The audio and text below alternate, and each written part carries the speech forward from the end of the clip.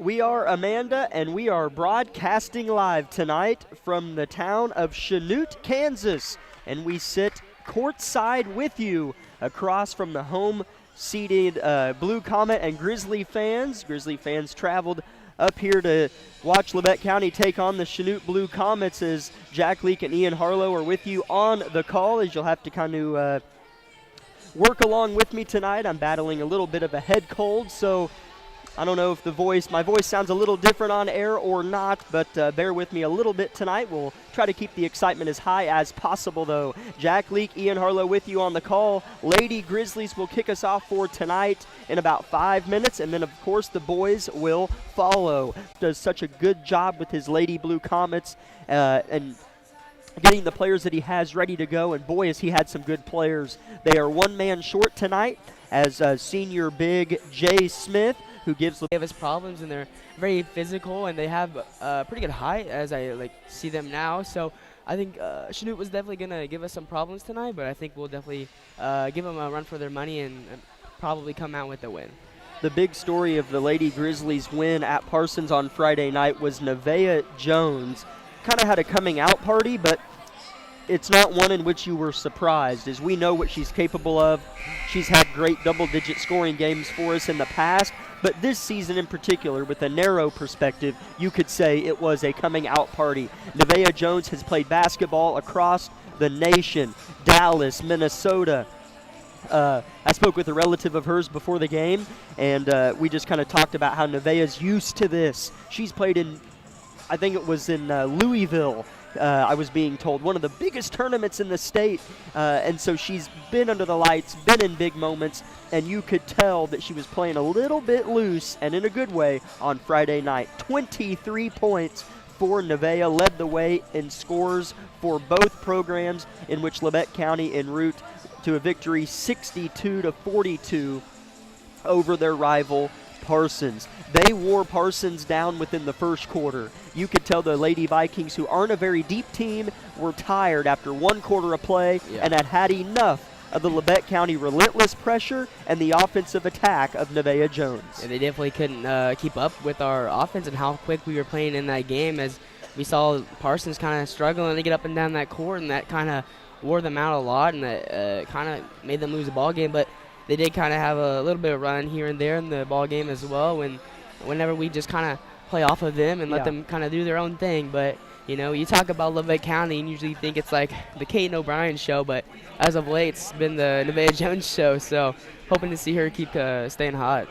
Anytime, really at any level of basketball and in any sport, when your headline player isn't the headline in a blowout win, that shows other pieces in which you have, and it makes it harder to scout a team as well. Because Labette County, even in the past, you know, with Caton and Landry and Shelby Wilson last year, in stretches where one of those girls would score 15, 15, 15, and you think, okay, if we can shut down that girl, we can beat those Lady Grizzlies. Well, that's not how it works. No. They have so many different capable pieces of having a big night. So who will it be tonight? We'll see. It could be any of these girls listed on the roster. Both teams are headed to their respected benches. Again, we are seated across from the benches on the court side behind one of the padded seated media platforms, with the majority of the seats being away from us and some of the student sections behind us. 30 seconds until tip. It looks as if the national anthem is about to take place. So let's step aside for a 2-minute break, and we might catch the end of the anthem when we return. Again, in 2 minutes, this has been your Tank Connection pregame show.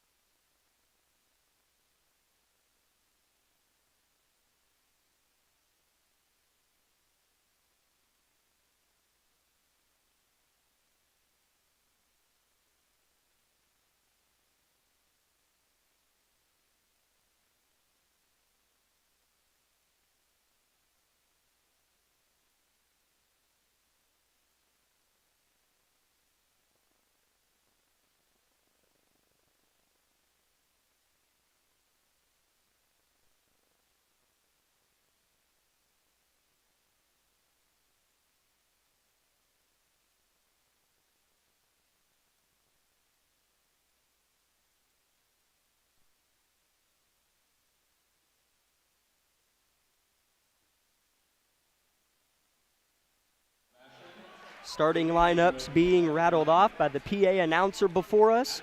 Lady Grizzlies starting 5 tonight will be senior number 10, a 5'6" senior guard, Kaiten O'Brien.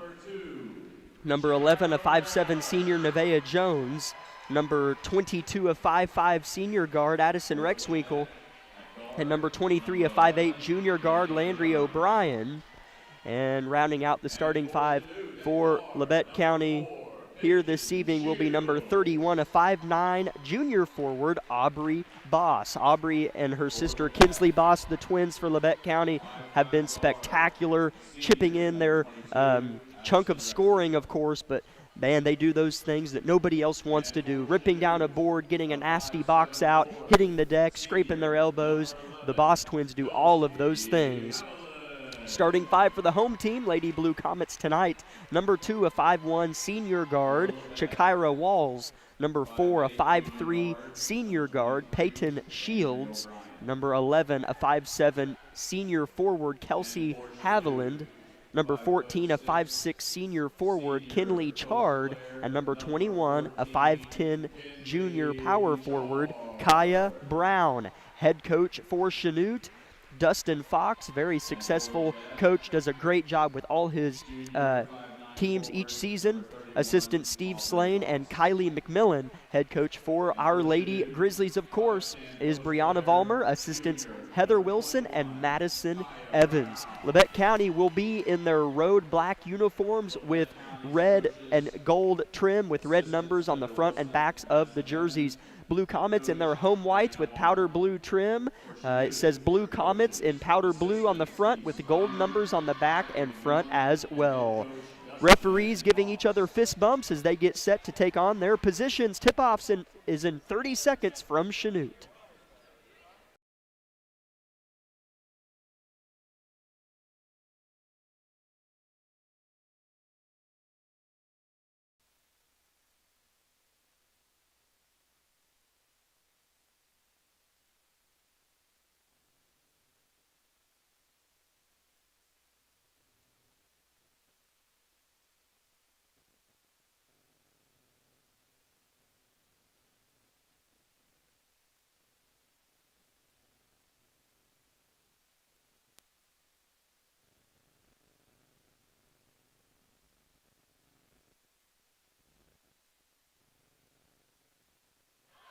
Aubrey Boss is toe-to-toe at center court with Chanute's Kaya Brown. Brown stands at 5'10" as we sit even with these players, and she doesn't look that much taller than Aubrey, although on paper she is. We'll see how big Brown plays. Ref quickly gets in position, tosses the ball in the air. It's tipped about, and Labette County has it for possession number 1 of SEK League game number 3. Labette County looking to go 3-0 in the league for before Christmas break, while Chanute is trying to get to 1-1, and we have an offensive foul on Labette County to open up the game as the Chanute student section is right behind us.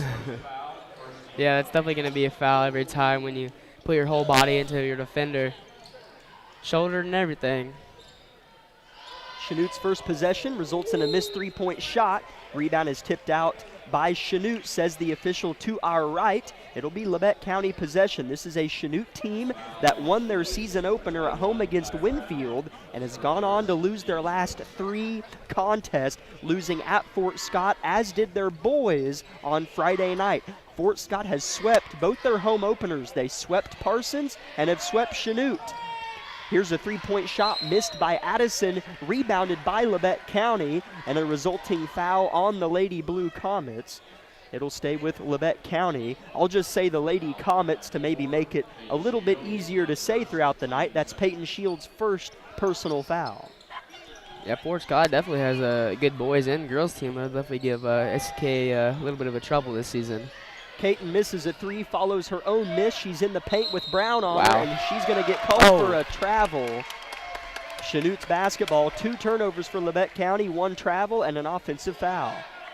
Well, you've seen Kaiten do that multiple times this season, so, I mean, seeing the ref say it's a travel is kind of shocking, but probably the right call. Labette County's press trying to have an impact, and Coach Fox calls a timeout, as that's something we don't see a lot of coaches do this early. He's trying to perhaps save the turnover from happening early, as Chanute was a little bit not surprised. You know, they knew it was coming, Ian, as he takes a timeout. We'll keep it here. 7 minutes left in the first quarter. 0-0 is the score. Probably not a bad idea from Coach Fox. Yeah. Some coaches wait till they're 5 turnovers deep before they call timeout. Yeah, definitely with this Labette County press, it's given every team they face so far a lot of difficulties trying to get past half court. So good choice by their coach here, getting a timeout and getting them reset and getting this ball in for them. Definitely a better position to get the ball in as well. Yes, right here just to my left as we sit courtside. Chanute working the floor left to right. Labette County right to left as we view the court. Here's a steal for Kaiten O'Brien. Took it out of the hands of Shields. She'll go full head of steam and score. 2-0, Kaiten with the first bucket of the game. Yeah, good, really good steal from Kaiten there on the other side of the court, and then just full speed ahead, going for that basket, and that's what she wanted, and that's what she got. And a double dribble is called on this end on Chanute. That turnover will go upon the shoulders of Chard, and Labette County will try to go up 2 possessions. O'Brien picked up by Chard right in the middle of the powder blue C. That's the logo at midcourt. A turnover, though. Rexwinkle throws it away, and that's a carry. That is a good call by the far official, as carrying it down the floor was Haviland, and 4 Blue Comets are set to check in. That's going to be Kearney Falmer, a name we recognize from last season, and the other 4 on the floor are Ashley Haviland, sister of Kelsey Haviland, Anna Kate Noonan, and the 5th Blue Comet is Sarah Unier. Pass goes in, and it's tipped out by the Blue Comets. That's Noonan on the defense. Labette County will inbound underneath their own basket. Set to throw it in is O'Brien. That's Kaiten. Flips it to Nevaeh Jones, coming off a big game, and tries to continue it tonight as she banks it in off the inbounds play. Yeah, definitely just staying hot like she did Parsons' game, scoring 23. Trying to look for 24 today, as I did speak to her today, and she wanted to do better than 23, so she said 24. We'll see if she can do it. We know she can. Here's a missed layup, and the putback is missed as well by Falmer. Another putback is missed by the Lady Comets, but they do maintain possession in the hands of Peyton Shields, their longtime point guard, as she is finally a senior. Some of these girls, I've been saying their name for 5 years, it seems like, although that isn't true. Yeah, definitely watching, you always felt like they're in the game forever, as Sarah Unier makes a 3 for Chanute. 4-3 is the score, and Landry O'Brien quickly answers on the other end for a 2 of her own. 3 different scores for Labette County here early. She just took matters in her own hands and drove right to the basket. She saw the opening, and that's where she took it. 6-3 Lady Grizzlies. 5 minutes first quarter. Here's a strip, a steal. Landry and Jones on the assassination. Here's Kaiten up ahead, head fakes, and is called for a travel. I don't know if she ever picked up that foot, but they called it a travel anyways. Yeah, I don't think so either, but a ref saw otherwise, and so he blew his whistle. 5 minutes and ticking. Chanute left to right. Labette picking him up 3/4 of the way down the court. Pass up ahead. It's Noonan. Now highways out between Chanute and Parsons. But, yeah, a bit of a dreary feel here, especially for Labette on the offensive end of the floor. Definitely getting that dreary feeling as well, as it just feels like it's not off to a slow start, but it just kind of feels slow. And there's absolutely no atmosphere. I mean, this feels like a freshman game in the Ox Gym. I'll be completely honest. As the student section behind us tries to provide a little bit of that, as there's a foul on Labette County on Chanute's long-winded possession. As they'll have to throw it in. That goes on Kinsley Boss, who just checked in for Landry O'Brien. 4-minute mark first quarter. Set to throw it in is Shields. Still 6-3 Grizzlies. Shields gets it in the corner right after she threw it in. Drives, cradles, and kicks. Near the left wing, hoisting it above her head, is Haviland. That's Ashley. Pass picked off, but recovered by Shields off the tip by Kaiten. Shields, the point guard, closed out on. Left wing, Haviland Forwards it deeper to the corner to Noonan. She's played well off the bench for Coach Fox. 3:30 mark. Long possession for Chanute here early. Yeah, as the time cuts down to 3:30 left in this first quarter, Chanute only has 3 points on the board, so if they want to stay in this ball game, they definitely need to score on this opportunity right here. Shields lets it fly, bricks it off the butt of the iron. Rebound Nevaeh Jones, and her coach helps her with the awareness of a player coming up behind her, and she's able to maintain control. Labette County in the half court travels again. Kinsley Boss on the travel. An uncharacteristic start for Labette County on the offensive end. Yeah, definitely not the offense we've been seeing recently, as we just come down the court usually and score it or make a shot, lay up, drive to the lane, get a foul. Whatever opportunity they get, they usually get it. And right now we're struggling a little bit on the offensive side. A 10-second violation is called on Chanute. Labette County's press got one there on the Lady Comets, as checking back in is the starter, Kaya Brown. Again, the big player, junior, 5'10" she stands. She replaces the blue Comet, Ashley Haviland. As again, they are without their centerpiece in the paint, Jay Smith. Here's a corner three for Nevaeh Jones, and it rattles home for Nevaeh. 9-3 the score. She's got 5. Yeah, start keeping that hot hand, just scoring, staying effective on offense. Labette County's defense giving them fits again. Caton O'Brien pokes it out, and it rests in the hands of assistant coach Wilson over there, and she'll give it to the official. Landry O'Brien checks back in for Aubrey Boss for the Grizzlies. So we do see the starting 5 back out there for your Labette County Grizzlies. 2.5 minutes, first quarter, 9-3 Labette County. Looking to go 6-1 and stay 3-0 undefeated in the SEK. Or go 3-0 rather. They sit at 2-0 right now in the conference. Yeah. O'Brien with a right-hand bounce pass to the corner to Boss. Caton finds herself open, misses the short little 8-footer. Sometimes those can be tough, and now Chanute has numbers. Now Landry evens it out, and Shields will maintain. Shoots it high off the glass, gets the bucket plus the foul. A nice effort from their senior point guard. Yeah, really good drive right there from Shields as she just drives to the rim, kind of throws it up, hoping to make it and go to the line, and she gets both at the same.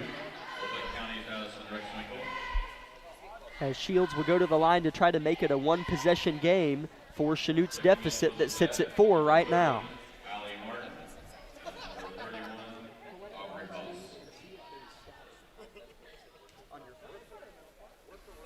Shields and one attempt is good. The point guard becoming the second scorer for Coach Fox's crew. 9-6 the score, 2-minute mark first quarter. As Chard will check in for Fulmer. Caton switches hands, right, left, right. Tries to get across the body of Chard, and that's a foul on Chard. That will be the team's third of the quarter, matching Labette County's team total at 3, and Chard's first personal foul. As Ian and I sit alone at the media table, as Chanute doesn't have their duo of a radio crew that I always enjoyed speaking with. Go up. Underneath, O'Brien has it, flips it to Allie Martin, just checked in, misses the 8-footer, as did Caton earlier. Rebound is fought for, and Chanute's got it. Yeah, I think Caton just was a little unaware of the situation she was in. She could have just kind of went up for a little layup there, and she didn't recognize that and just passes it away, hoping somebody else would score it. Shields trying to stay with the hot hand, misses the long three-pointer. Rebound Landry O'Brien. Minute 20 first quarter. Pass up ahead, Caton. Head fakes, drives, looks to the corner, and she traveled before she could get the pass to a wide-open Nevaeh Jones, who's been red hot. And that's probably travel number 5 on the Lady Grizzlies in the early goings. Yeah, definitely a couple turnovers here from your Lady Grizzlies, as we're not quite used to seeing that, but hopefully after this first quarter, a little turn of events start happening and we start being less careless with the ball. Chard is double-teamed, no passes, gets it back off the deflection, and no 5-second violation was called either. Here's a three-pointer from Kelsey Haviland. Misses, tipped about, pinball, goes in the hands of the awaiting Chard. Nice dish, and then her shot's rejected. Landry O'Brien making them eat it, and it hits the wrestling mats against the wall. Landry spiked it out of bounds. Great block right there from Landry as we as we saw right there. 9-6, Lady Grizzlies just with a 3-point lead, and Chanute's got the ball. A lot of Labette County unforced errors tonight on the offensive end. Shields dribbling, awaits her moment. Now 40 seconds left in the quarter. Landry swipes at it, and it works. Ball's on the deck, and a jump is signaled in. It will stay with Chanute as they have the possession arrow. Yeah, two options right there are going to happen, either a jump ball or a travel. So yeah, luckily for Chanute, it was a jump ball. 36 seconds first quarter. Another long possession for the Blue Comets. Here's a missed layup and a foul going the other way off the inbound pass for Chanute, and that's their fourth as a team. It does not look like it will come into effect with just 30 seconds left in the quarter, though. Yeah, Chanute, every time they've come down the court and gotten the ball, they get past our press, and then they get the ball for a long time period, and then they just kind of turn it over, or a bad shot selection has happened as a charge is called on Caton. She's not sure what she did. As I'm kind of with Caton. Yeah. I wasn't completely looking as I was looking at numbers at my book. But anyways, here comes Chanute the other way. That's a foul on Caton, her first. Shields in traffic, left-hand runner is good. And Chanute pulls within one with 8 seconds left in the quarter. Shields with 5 first quarter points. 5 seconds, Nevaeh, nice find. Caton at the buzzer, short on the three. Tipped, gets her own, and no shot will be put up. Chanute with a nice first quarter here on their home hardwood. 9-8 Lady Grizzlies. Back in a minute with the second quarter. This is Lady Grizzly basketball.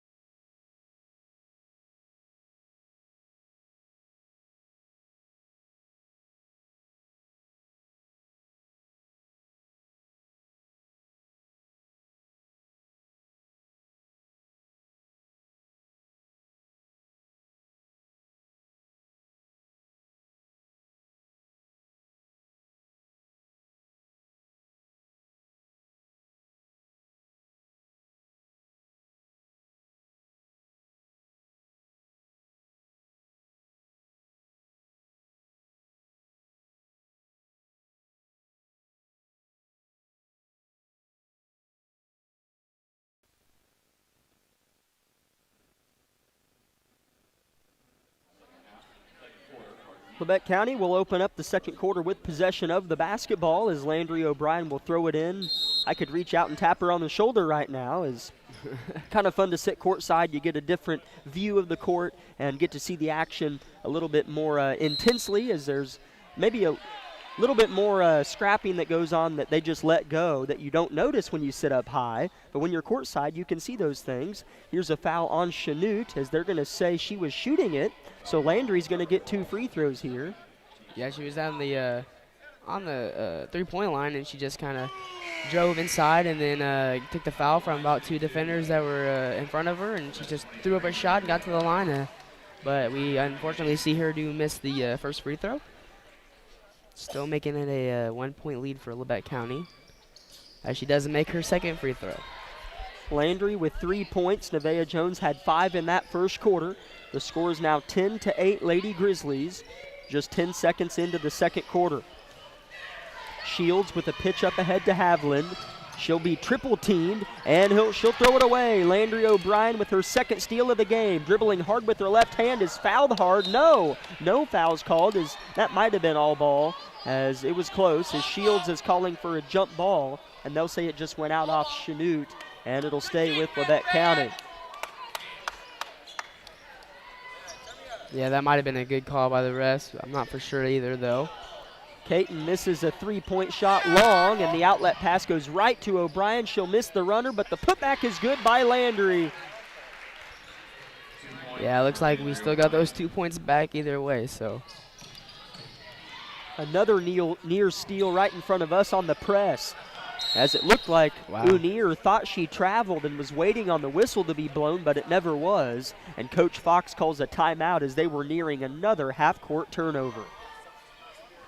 Sponsors for tonight's game as we await the 60-second timeout from Coach Fox include Labette Community College, Forbes Hoffman Funeral Homes, Clemens Insurance Agency, Labette Health, Woodworth Enterprises, Carson Wall Funeral Homes, Commercial Bank, Eye Care Associates of Parsons, Labette Bank, the Bartlett Co-op, and Labette Center for Mental Health Services. Lady Grizzlies 12, Chanute 8, 7 minutes left in the half. We'll be back in 30 seconds. This is Lady Grizzly basketball.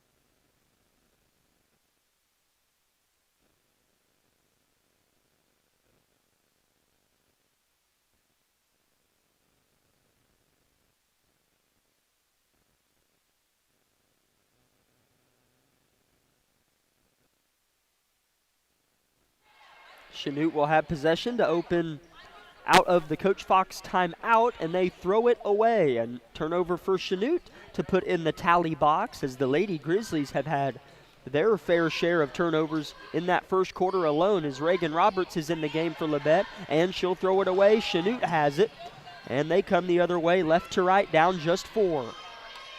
Definitely a better looking defense from Labette County, as they didn't seem like Chanute's passing as well as they were in the first quarter, but offensive is still kind of staying a little tender. Yeah, both teams really haven't broken out offensively yet. Yeah. 6 minutes, 30 seconds, second quarter. Labette 12, Chanute 8. Girls contest, as here's a travel called on Peyton Shields, as it looked like she was about to be the recipient of another and one, as she did get the following layup to go, but a travel was the call. I don't know, from my perspective, I didn't see a travel. But me neither. But I guess from the refs, they did see a little otherwise. Here's a nice pass from Landry. A high-low situation goes to Kinsey Boss, and she lays it in for 2. She's got a steal on the other side and then lays it up easily as well.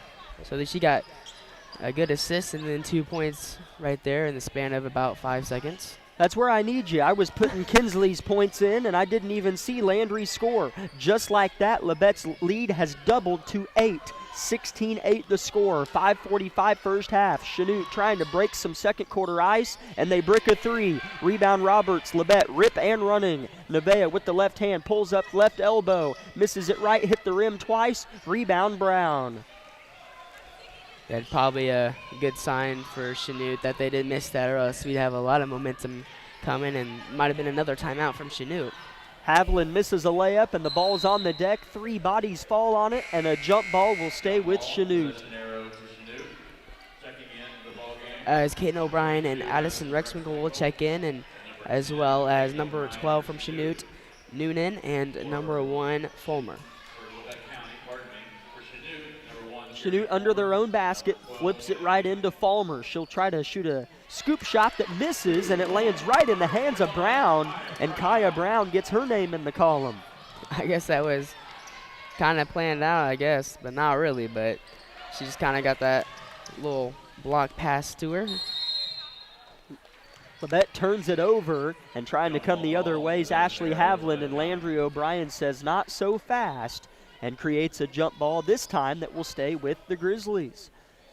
Kaden O'Brien catches it just to my left, throws it right back to the corner to Landry O'Brien. She's double teamed, and she'll throw it away. Brown with the steal for Chanute. A couple turnovers that are uncharacteristic for Labette in this game. Yeah, just not good looks from the three-point line, and we're kind of just forcing stuff inside that doesn't need to be there. Noonan misses a runner, and Labette, as we near the halfway mark in the half, in the second quarter, I should say, brings it up the floor. Another dump down to Kinsley, catches it with one hand, and a foul on Chanute, as that's the second time we've seen a long pass from the top from Landry down low to Kinsley Boss. That first one I didn't really see because it looked like her defender had every advantage over her, but it just kind of slipped through her hands. And then that second one I did see a little better, but luckily for us, she did come away with it. Landry calling for the ball. She's wide open, and she bobbled it, so she won't shoot it. Right back to Kate, and she'll throw it, and she misses the three-point shot, and Chanute has it. Labette trying to force another jump ball, and that time they get them for a foul. As in some games, you know, referees will call that a jump, and other games they'll call it a foul, so Labette might have to adjust. That's 2 personal fouls on Landry. Yeah, it definitely could have went either way, either a foul or a jump ball, so ref kind of did a coin toss and picked foul. A blocking foul is called on Labette County. I think that's Libby Poole. Yeah. As Shields was riding that far baseline, and Poole tried to cut her off, but got there a little bit late. Yeah, as Nevaeh Jones will check in for Landry O'Brien. As I feel like we were just kind of playing defense, and if anything, that should have been a charge call. Yeah, Libby looked to have good position. It was on the far side of the court. Hard to see from my angle completely.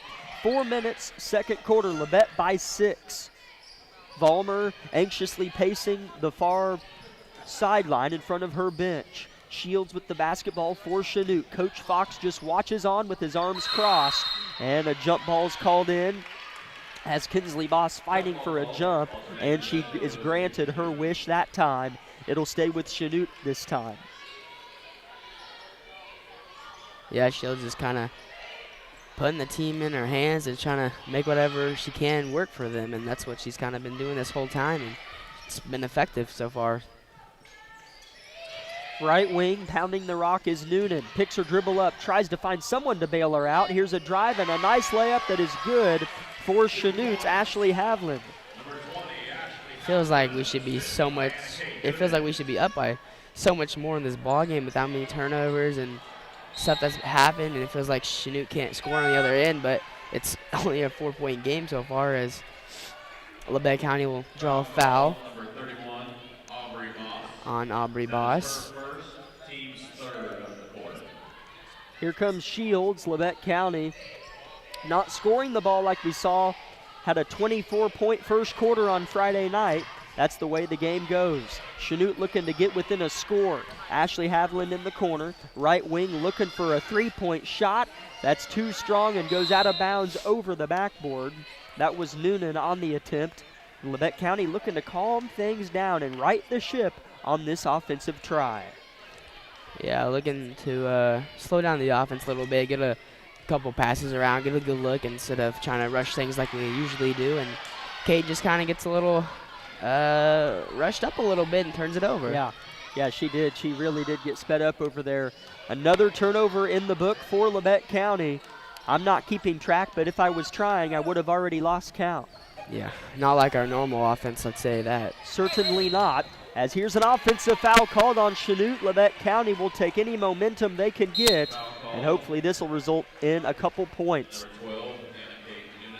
Yeah, I think it was just a moving screen on Noonan, so that will be her second foul.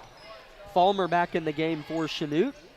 Oh. A flip inside is way over the head of Kinsley Boss. Another turnover that offensive possession resulted in for the Lady Grizzlies.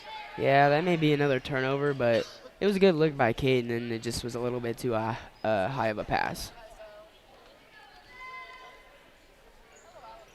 2:30 to go in the half. Lady Grizzlies by 4. Chanute has been finding out how to break the press, and that's made it harder for Labette to play the way they want to, and has allowed Chanute to stay not tired, for lack of a better term. As they do turn it over, though, as Chanute flips it to the Labette County cheer squad. Out of bounds, both teams opening the door for the other team, but nobody's stepping through it yet. Yeah, hopefully in these final 2 minutes of the ball game, Labette County can get some more points on the board before going into the locker room. Kinsley Boss with a kick out to Nevaeh Jones, not close to her, hits the Chanute benches, turnover Labette. Kinsley Boss had an easy one-on-one, but she elected to flip it to Nevaeh. Yeah, that'll be another turnover for Labette County. Definitely an stereotype of us to do that. Chanute might turn it over themselves, yet to get across half court, and a double dribble is called on the ball handler, Unier. Coach Fox mightily disagrees, and of course the call will not be overturned, as it never is. Definitely will take anything we can get at this moment. Labette's got 1:45 and the ball, up by 4. Jones with the Euro, misses. Roberts fighting for it, does enough to get it to Poole, and now Chanute's got it off a steal. Unier the other way, it's a 1-on-2. She'll take it anyways and have it stripped away by Special K. Here comes Labette, 90 seconds first quarter. She'll jump stop, shoot, and airball a floater. Here comes Shields. Labette out of sorts offensively. As then Kinsley Boss pokes it out of bounds. Labette's defense has always been a good baseline. We've said that all year. If you're not going to be good offensively, you better be good defensively. Yeah, definitely.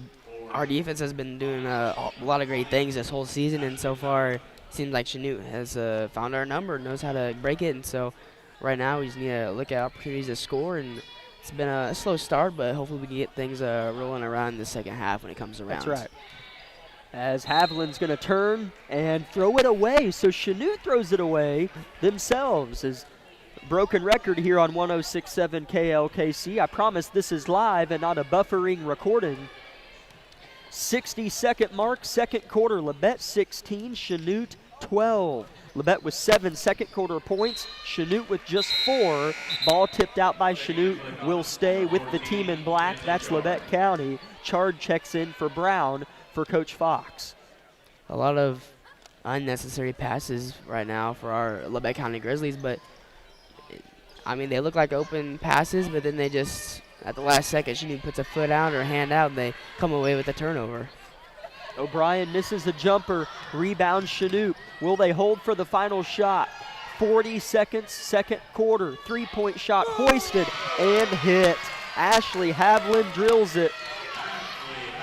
30 seconds left in the first half. Labette up just 1.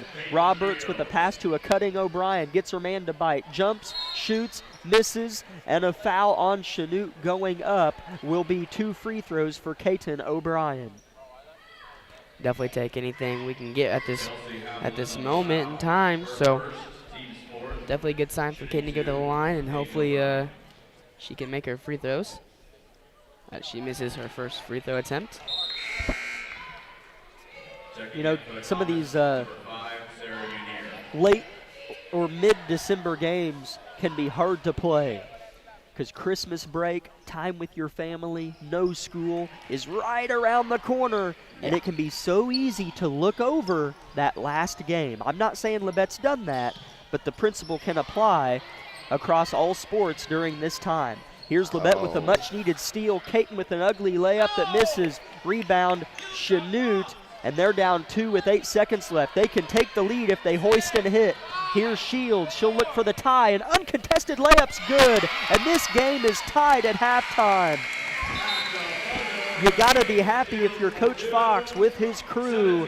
17-17 is the score. We'll see if Labette County can come out with a little bit of energy in the third quarter because it was lacking in that first. Back in 2 minutes for the Eye Care Associates of Parsons halftime show.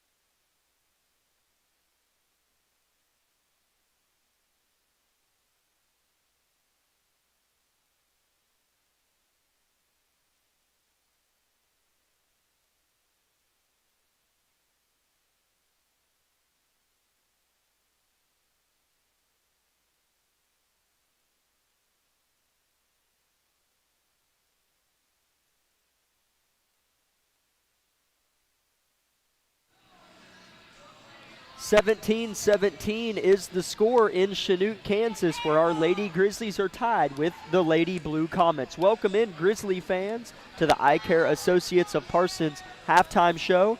Jack Leake and Ian Harlow, glad to be with you on the call. Ian, it was a lot of turnovers in a mid-December sluggish outing for our Lady Grizzlies, as not every game is going to be electric. You're going to have to win some games ugly, but that's just it. You still got to find a way to leave here with a win.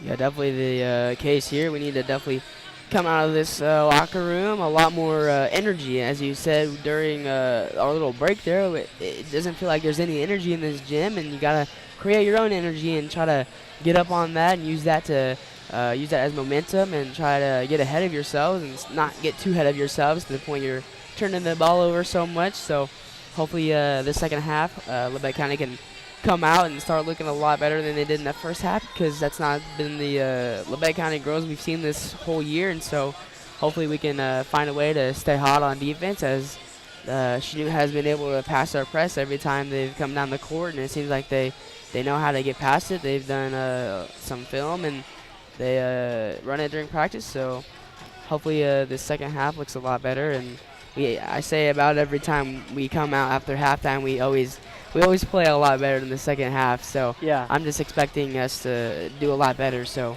hopefully that doesn't come back and bite us in the butt here. So hopefully a better second half for us. whenever Labette County's defense, or should I say whenever they go on their biggest runs, it is whenever they can smell blood in the water.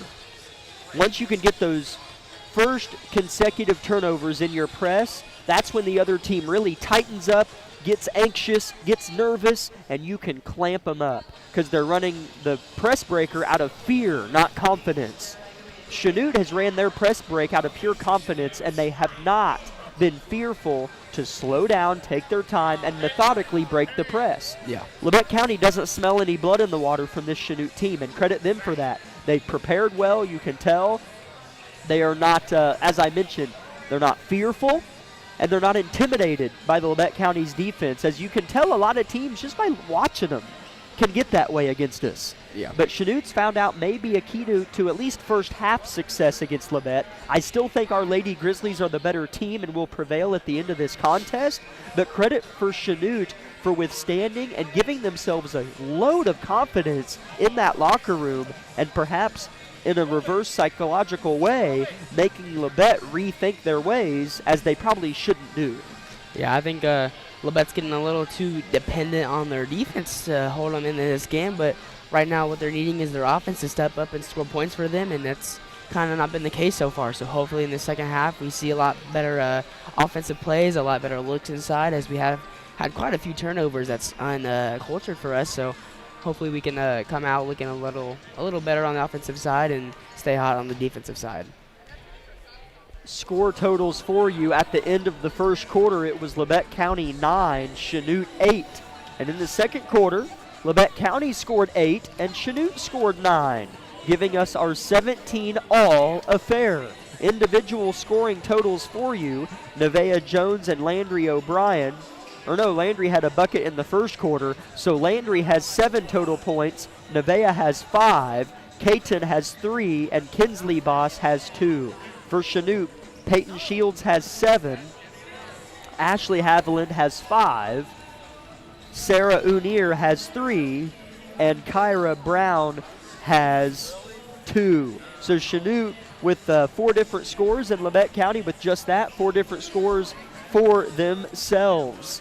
3.5 minutes until the third quarter. This has been the front half of the Eye Care Associates of Parsons halftime show. We'd like to thank the rest of our sponsors before we take a quick break: Community National Bank, Tank Connection, Wood Insurance Center, USD 506, the Corner Store of Altamont, Olson Ace Hardware, and SEK Orthopedics, Doctors Mosier, Meister, and Morris. Back in 1 minute with the rest of our halftime show from Chanute, Kansas.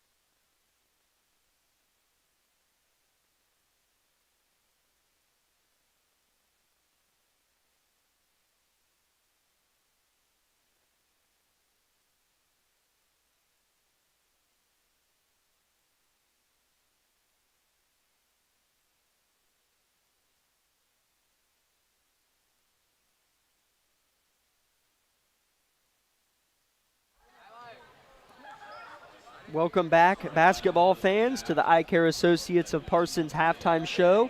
2 minutes until beginning of the third quarter from Chanute. Jack Leak, Ian Harlow with you, and Lucas Hayward on the KLKC Sports YouTube live stream. And a reminder that you can always, if you are out of state or something, maybe you're driving and you don't have a signal to 106.7, you can download the KLKC app. I have it on my iPhone. I'm not sure about Androids, but it's worth a check. But it's fantastic. I use it quite often to listen to the radio shows that air throughout the day.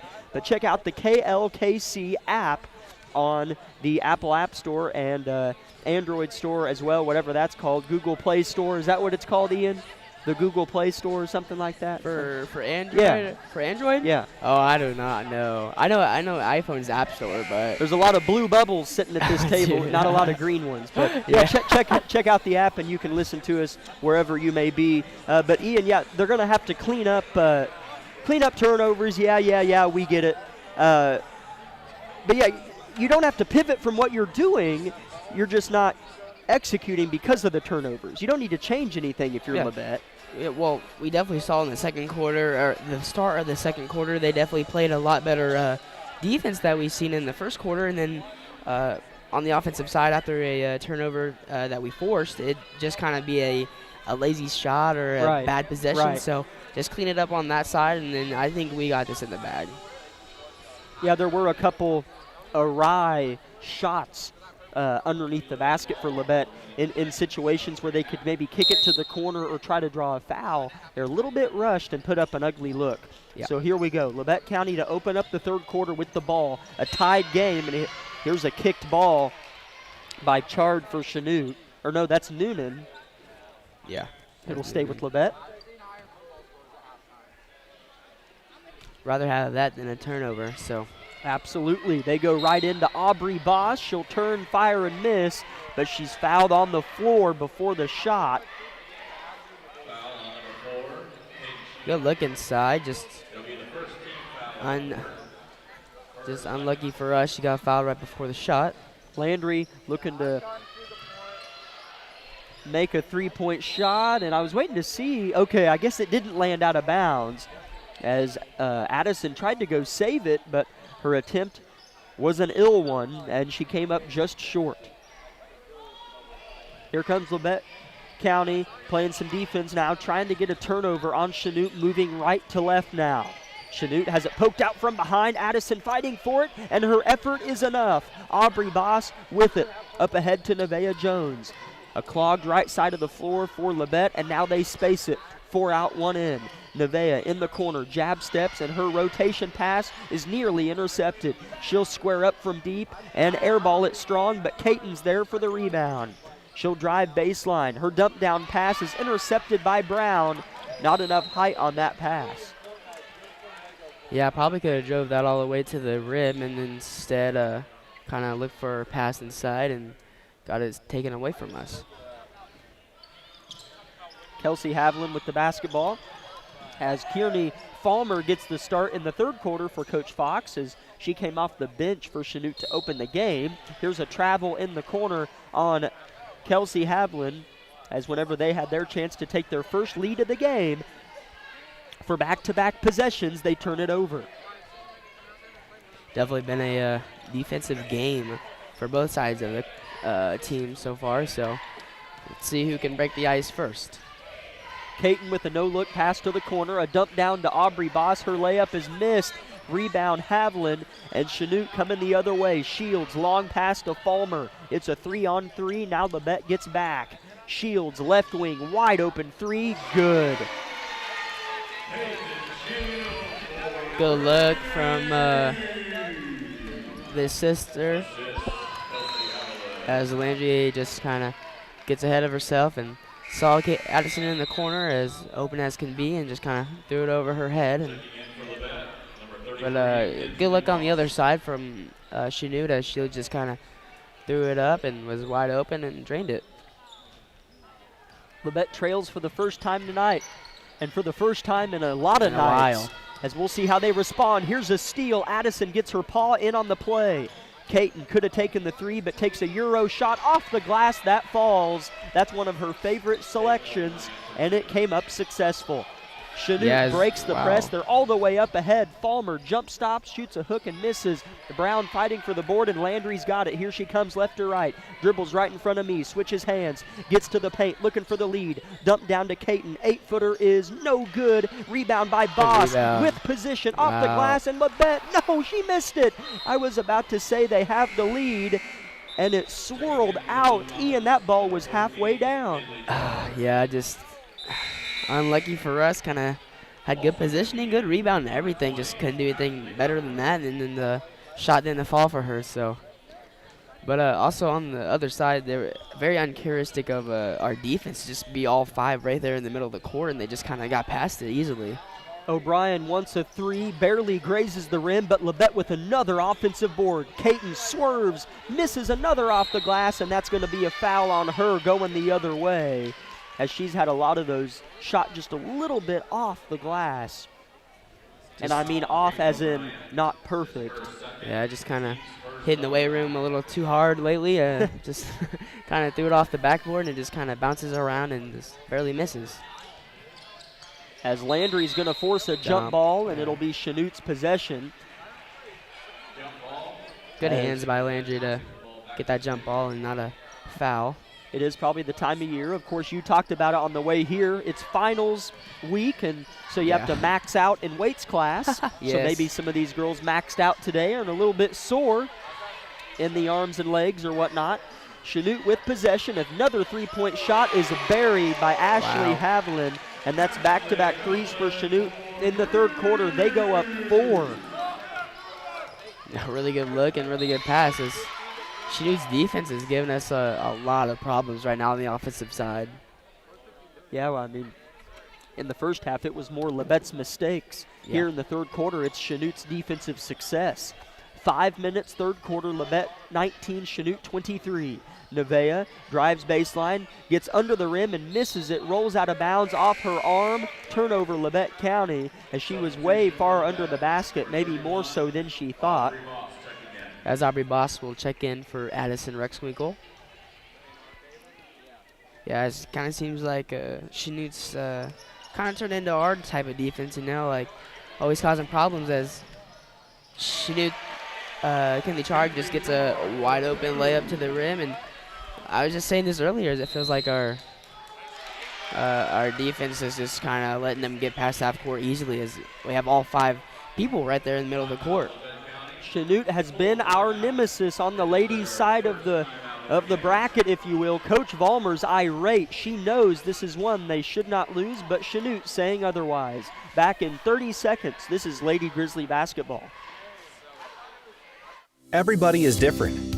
Some get injured, while others simply wear down. Whether it's on the court, on the field, or at the gym, Labette Health's orthopedic and sports medicine team has the training and skill to repair, restore, and renew. We share the same goal, and together we'll write your comeback story. For more information about Southeast Kansas' leading orthopedic and sports medicine team, go to labettehealth.com.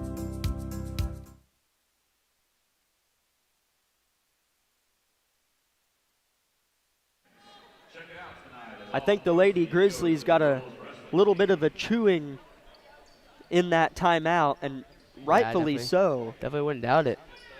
We'll see how they respond to their head coach getting on to them. She watches on in the corner. 25-19 Chanute. Ball goes in. Caton O'Brien with it. Double team comes. Chanute's been in a zone, and it's given Labette problems. A pass inside is double team helped, and poked out will stay with Labette. They inbound under their own rim. Caton to throw it in to the corner. Landry wants a three, short, goes high, hit the top of the backboard, and it'll be Chanute ball. Yeah, just can't get anything working on the offensive side right now, as Chanute's defense is looking scary right now. As a double dribble is called on Chanute. Definitely take that. Yeah, as Noonan was uncontested, just walking up and Double dribbled, it happens, I suppose. 25-19 the score, Chanute in front. 4:18 third quarter. Nevaeh head fakes in the corner, shoots a floater, too strong, rebound Brown. Labette taking hard shots. They're hard shots, but you would think if you've seen them here right now, they'd be easy shots as well, but the easy ones are always the hard shots, Right. and they just can't have them fall right now. Sometimes a 30-foot three is easier than a 7-foot touch floater. I don't. As number 20, Ashley Haviland had a wide open shot, and I really didn't want her taking that three-pointer, as she has been looking pretty good from the arc. As Noonan will drive to the basket and get a foul called on her, as she will go to the line and shoot 2. 3 personal fouls on Landry O'Brien. Yes, Labette's second as a team this quarter. I think Addison will be checking in for Landry, and I was correct. As Noonan did make her first free throw. I don't know if you said that, Jack, or not. She banked it in, actually, and kind of laughed at herself. Her second free throw is on its way, and that one's perfect. And Chanute, ladies and gentlemen, leads by 8. 3:45 to go in the third. Nevaeh with the three-point shot, and she buries it. Nevaeh Jones did not flinch, and Labette's back within 5. Hopefully that provides some juice. Chanute in the half-court situation. Picked up press. Caton nearly gets a steal. Here's a pass to a back door, and that's a missed layup. Rebound is kicked out, I think, by Brown. No, it's saved by Labette County. What an effort by Aubrey Boss. Here comes Nevaeh. Gets in the paint, sheds a defender, and scores. Labette County within 3. Yeah, Nevaeh just taking matters in her own hand and making things work. Here comes Chanute. Nevaeh swipes at it. It's nearly successful on Haviland. Shields at the bottom of the powder blue sea at midcourt. Labette on a 5-0 run on the back of Nevaeh Jones. 3 minutes third quarter, 27-24 Chanute.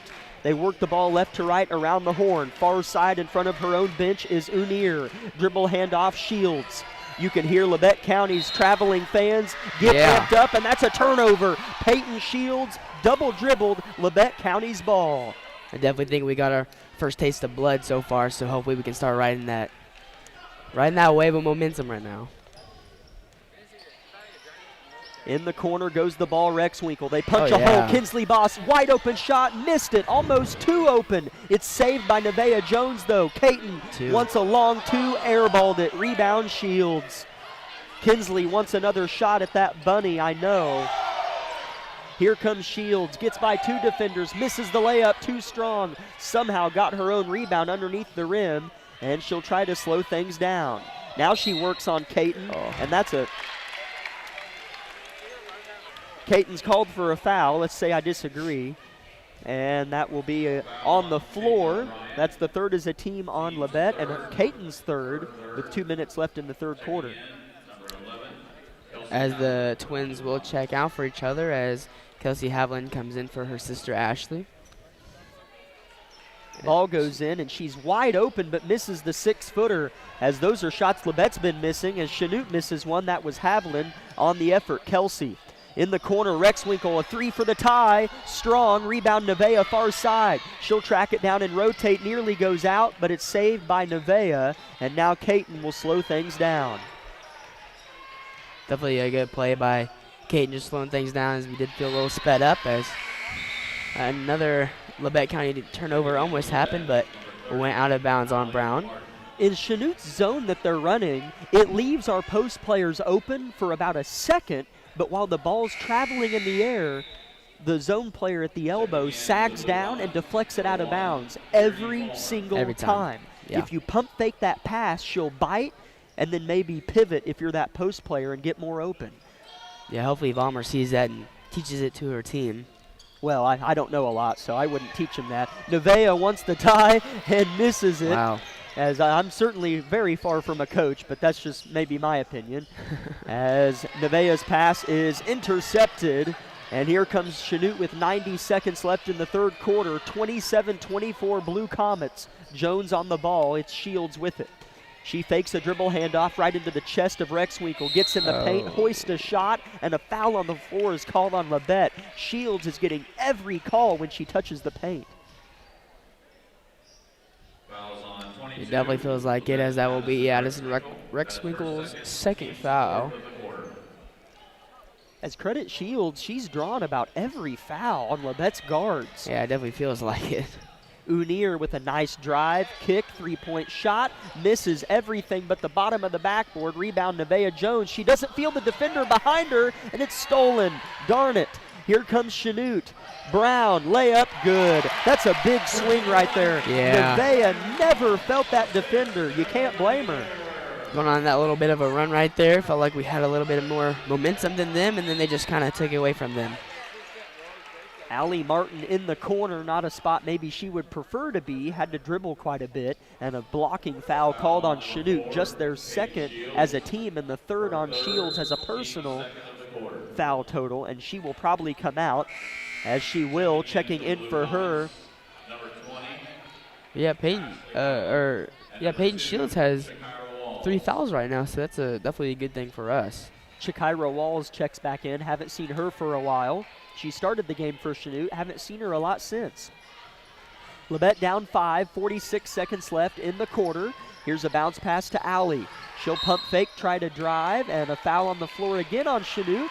That'll be their third as a team this quarter, and we'll see who they get the crime on. I think. As they're going to get it on Walls, her third. Addison to throw it in, Chanute in a 2-3 zone. Addison looks, throws it to Martin at the free throw line, pivots, gives it to Jones. Top of the key, couple dribbles, and she traveled, turnover Labette County. Yeah, I think the ball just kind of slipped out of her hands as he tried to throw it away to somebody else on the team, and then it just kind of slips out of her hands, and she stutter steps, and the travel call gets called on her. 33 seconds, third quarter. Chanute gets across the timeline. Martin on the ball handler. Now Jones goes head-to-head with the point guard Shields. She's cradling with it near midcourt, backing up, now threatens to attack Jones. 19 seconds, third quarter. Avoids the screen. Good ball handler is Shields. Gets around Jones. Now they switch to Rexwinkle. Rexwinkle on the ball, and that is a travel on Peyton Shields. Chanute's bench can't believe it, but that's a turnover on Chanute, and now Landry will come back in for Labette's last offensive possession. Yeah, Chanute fans definitely aren't happy with that call right there, but I think we were just kind of stabbing at the ball. We didn't get a hand on her, and then she just tripped over Addison and then travels, and so I don't think very many people noticed that. 7 seconds, Labette down 5. It would be nice if they could get one here. Landry in the corner, drives, puts up a tough shot that misses everything, as no fouls called on Nevaeh's attempt at the end of the quarter, and Labette does what they can and stays within reach. They were outscored by 5 in that third quarter. No panic from Labette, we should expect, with the coaches that they have. Try to keep our girls calm, cool, collected, and try to get out of here with an ugly, ugly win. Back in a minute with the fourth stanza from Chanute on KLKC.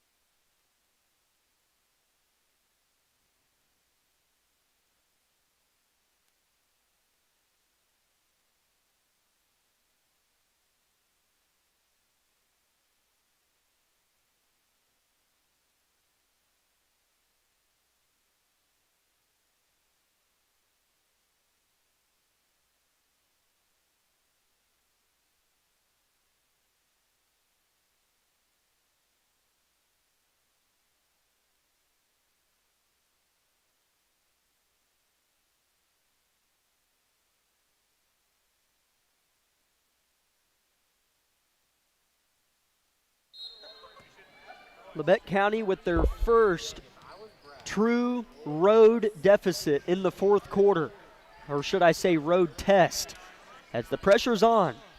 29-24, we are losing to Chanute to open the fourth quarter, and Landry O'Brien gets a 3 to go to open the quarter. That is big time, as she had a nice first half and didn't score in that third quarter. Yeah, definitely that can help us get a little bit of momentum going in this fourth quarter, as we are down by 2, hoping to cut that lead down any chance we can. Falmer wants a wide open 3 and drills it. Goodness, they're shooting the ball really well. Yeah, anytime we get a little bit of momentum, they just kind of take it right back. As Brown's foot was out as she stole it away right in front of our camera, and it'll stay with Labette County, but Chanute still just keeping that arm's reach from Labette County. It goes into Landry off the inbound. Aubrey turns to face. 2 defenders are right there, throws it away. Labette throwing it before they see a body, and there's another turnover. Yeah, I don't know how that ball got out of bounds, but the boss, or whatever boss when it was, got it right between her defender's legs, and then went right out of bounds. Shields with a dribble handoff to her teammate Havland. That's Kelsey with it, right wing. Cross the court pass goes in the hands of Noonan. Takes her dribble, kicks it to Falmer. Wearing pink basketball shoes, travels, turnover Chanute. 2 Grizzlies check in. Allie Martin and Reagan Roberts come in for both Boss twins. Labette County needs a spark. Nevaeh Jones provided it in the third quarter. Landry hit a 3 on the first possession of this quarter, but stopping Chanute's been more so a problem now. Yeah, I think the biggest thing that is stopping us in this defense that Chanute provides us, Jones will miss her 3-point attempt, and number 1, Fulmer is at the top of the key every time we come down. She has so much length over us, and it's hard to get a pass through to anybody else. Chanute maintains the ball as a driving foul's called on Labette County, and 2 free throws coming for Noonan. No over-the-back call was called on Brown, but that was called a foul on Labette County, as that's the first on Reagan Roberts. Noonan's 2 for 2 from the line, as she'll put up her first and miss it strong. 32-27, Chanute leads the Labette County in the ladies contest, 6:18 fourth quarter. Second free throw for Noonan is hoisted and hit. Yeah, Chanute's definitely looked pretty good from the line, as it doesn't seem like many people have gone to the line from either team. So here's a dump down to Allie in traffic, and she traveled. She should have just shot the first attempt and tried to draw the foul. Turnover, Labette County down 6, playing defense, 6:08 fourth quarter. You know, we talk about the defense a lot this game, and it feels like there should be a lot more fouls called, people going to the line and free throw shot, but there really hasn't been. Wide open, Falmer's going to let it fly, miss it short. Rebounded, though, by Chanute's Havland, and she'll lay it in. Yeah, nobody boxed around on the other end, and she just gets a rebound from Falmer and goes up with a wide open layup. Blocking foul called on Chanute. Shields, her 4th, and she'll come out. Coming in for her is Unier.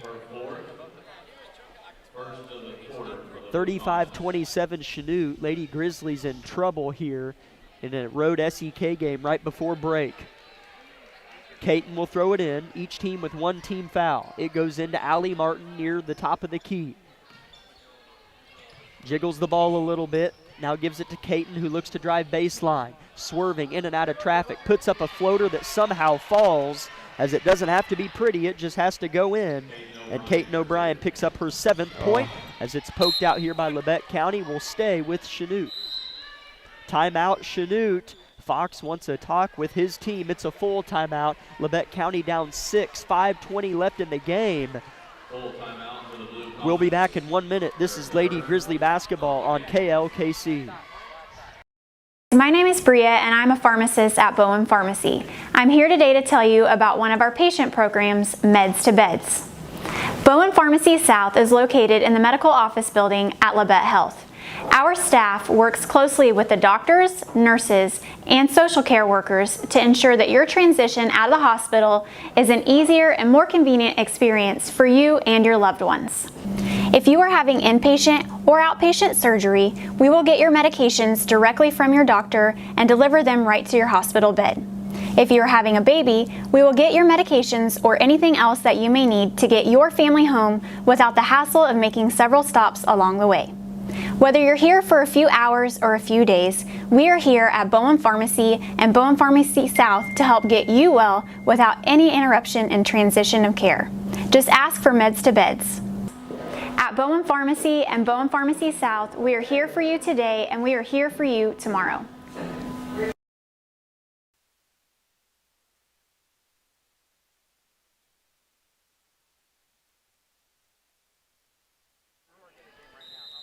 (35-29), Blue Comets lead Labette County with 5:24 left in the game.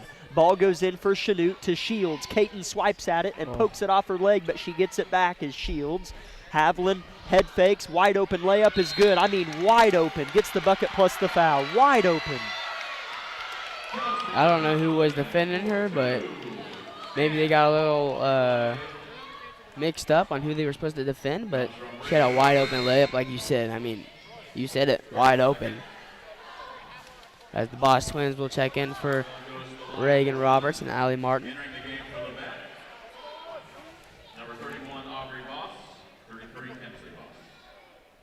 Havlin's and one is bricked, and it's rebounded by Labette County. Maybe. Nope, Fulmer's got it for Chanute, as it was a high ball off the butt of the rim, and Chanute was the benefit of it, as no double dribble is called on Fulmer.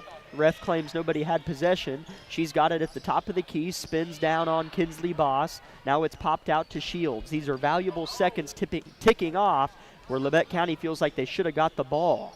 Unier with it on the far side in front of her head coach. Landry swipes at it. She's got 3 personal fouls. Here's a pass fake from Havlin. She'll drive and kick. Fulmer, now Unier, defended by Kinsley.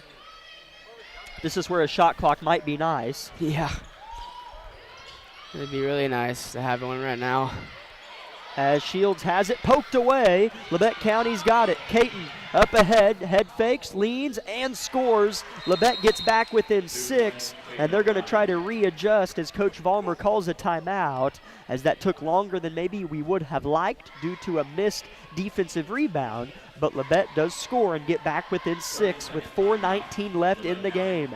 We would like to thank Labette Community College, Forbes Hoffman Funeral Homes, Clemens Insurance Agency, Labette Health, Woodworth Enterprises, Carson Wall Funeral Homes, Commercial Bank, Eye Care Associates of Parsons, Doctors Gilmore, Newland, and Ray, Labette Bank, the Bartlett Co-op, and Labette Center for Mental Health Services. Front half of our sponsors. We'll get to the rest at the next appropriate opportunity. Lady Grizzlies have struggled to get back in this game, truly. They got within 2 earlier in the third quarter, and then Chanute responded with the bucket of their own, and it's been arm's reach ever since. It's a 6-point Chanute lead. Labette trying to get a steal as it's poked out by Kinsley Boss, and they're going to say her foot was out of bounds when she went to swipe it back in, so it stays with Chanute, but Labette's defense is proving tough here down the stretch. As Peyton Shields, their point guard and really good ball handler, has 4 personal fouls, so see if Labette can maybe go at her next time we have it and foul her out. She'll look to drive.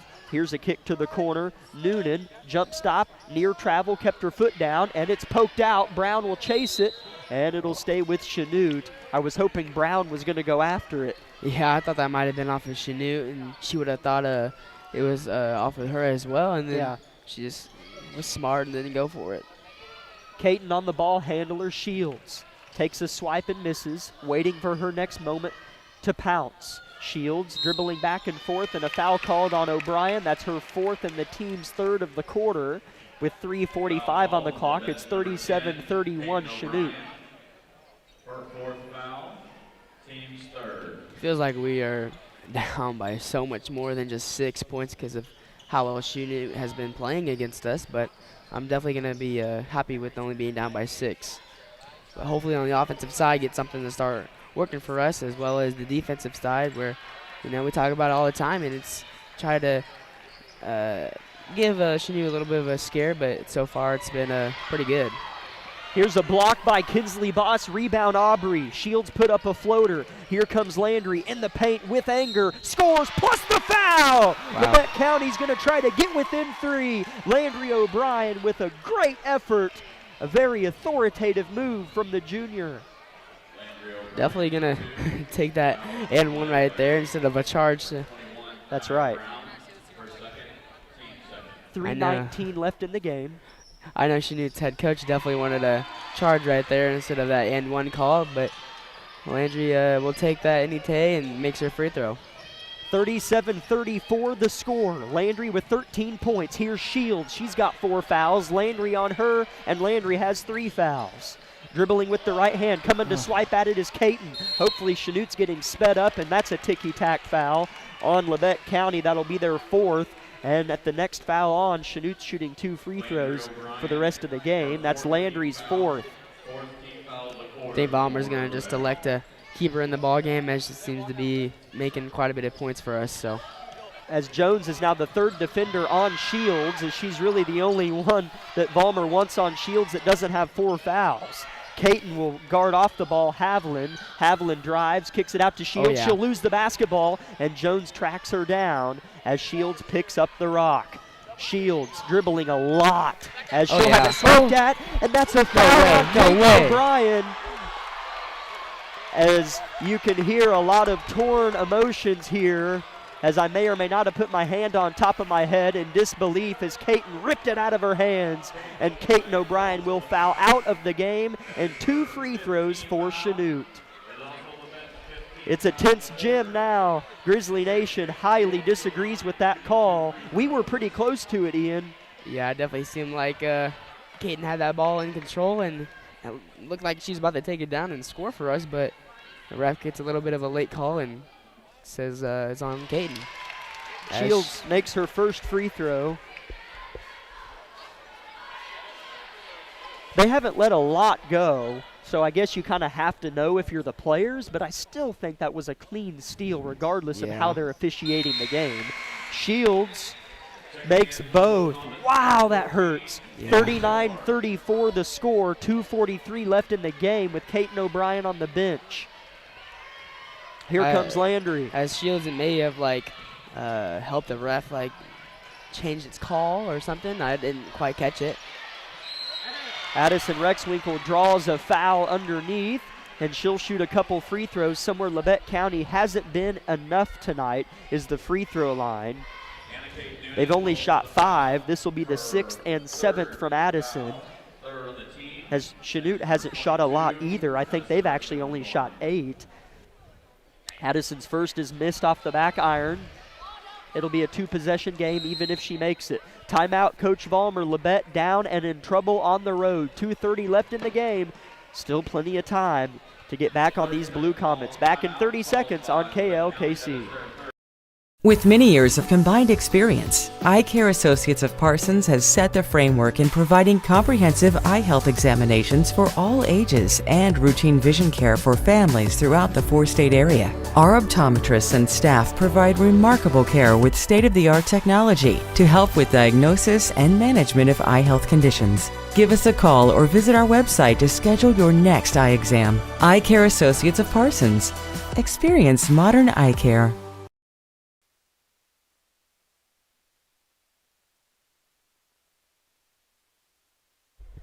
Labette County down 5. Addison Rexwinkle at the line to try to get the game back within 4. Takes 3 dribbles, fires it, misses, airballs it actually, and it'll be Chanute ball underneath. 2:30 left in the game. Labette rattled on the road. Chanute throws it into a wide open Chard. In the corner, gives it back to the inbounder. I can't see the refs in my way, as it's still Noonan with the basketball with Landry on her. Double team help comes. Aubrey swipes it away. Landry swipes at the ball, and she's fouled out of the game.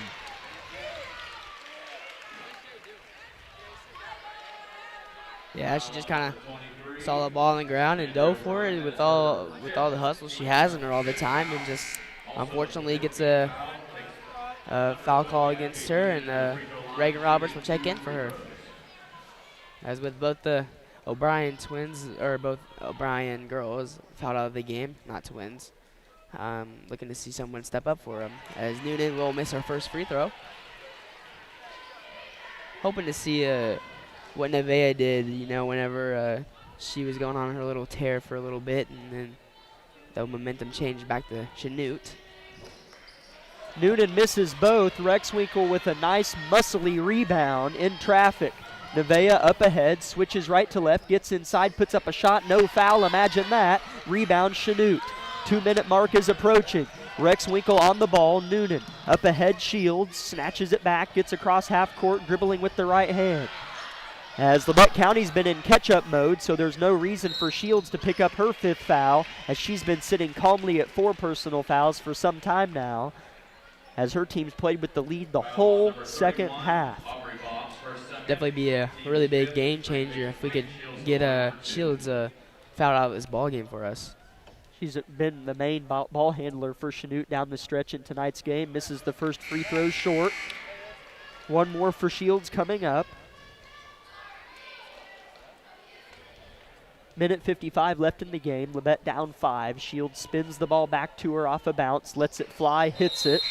Labette County down 6 now with the basketball. As Walls will check in for Shields. This is going to be a long minute 55. Ball goes to the corner. Rexwinkle dumped down, poked out by Brown. Same thing that's been happening all night long. Defense just slides down to the block and pokes the pass out of bounds. You'd think after a little bit of time recognizing that, you make some adjustments, but it seems like Labette County really hasn't, as Nevaeh Jones will make a big-time 3 for us, as we are only down by 3 now. Her 3rd 3 of the game. No reason to foul quite yet, as Coach Fox wants a 30-second timeout. We'll go ahead and keep it here. Nevaeh Jones has 13 points on the night, as she's going to be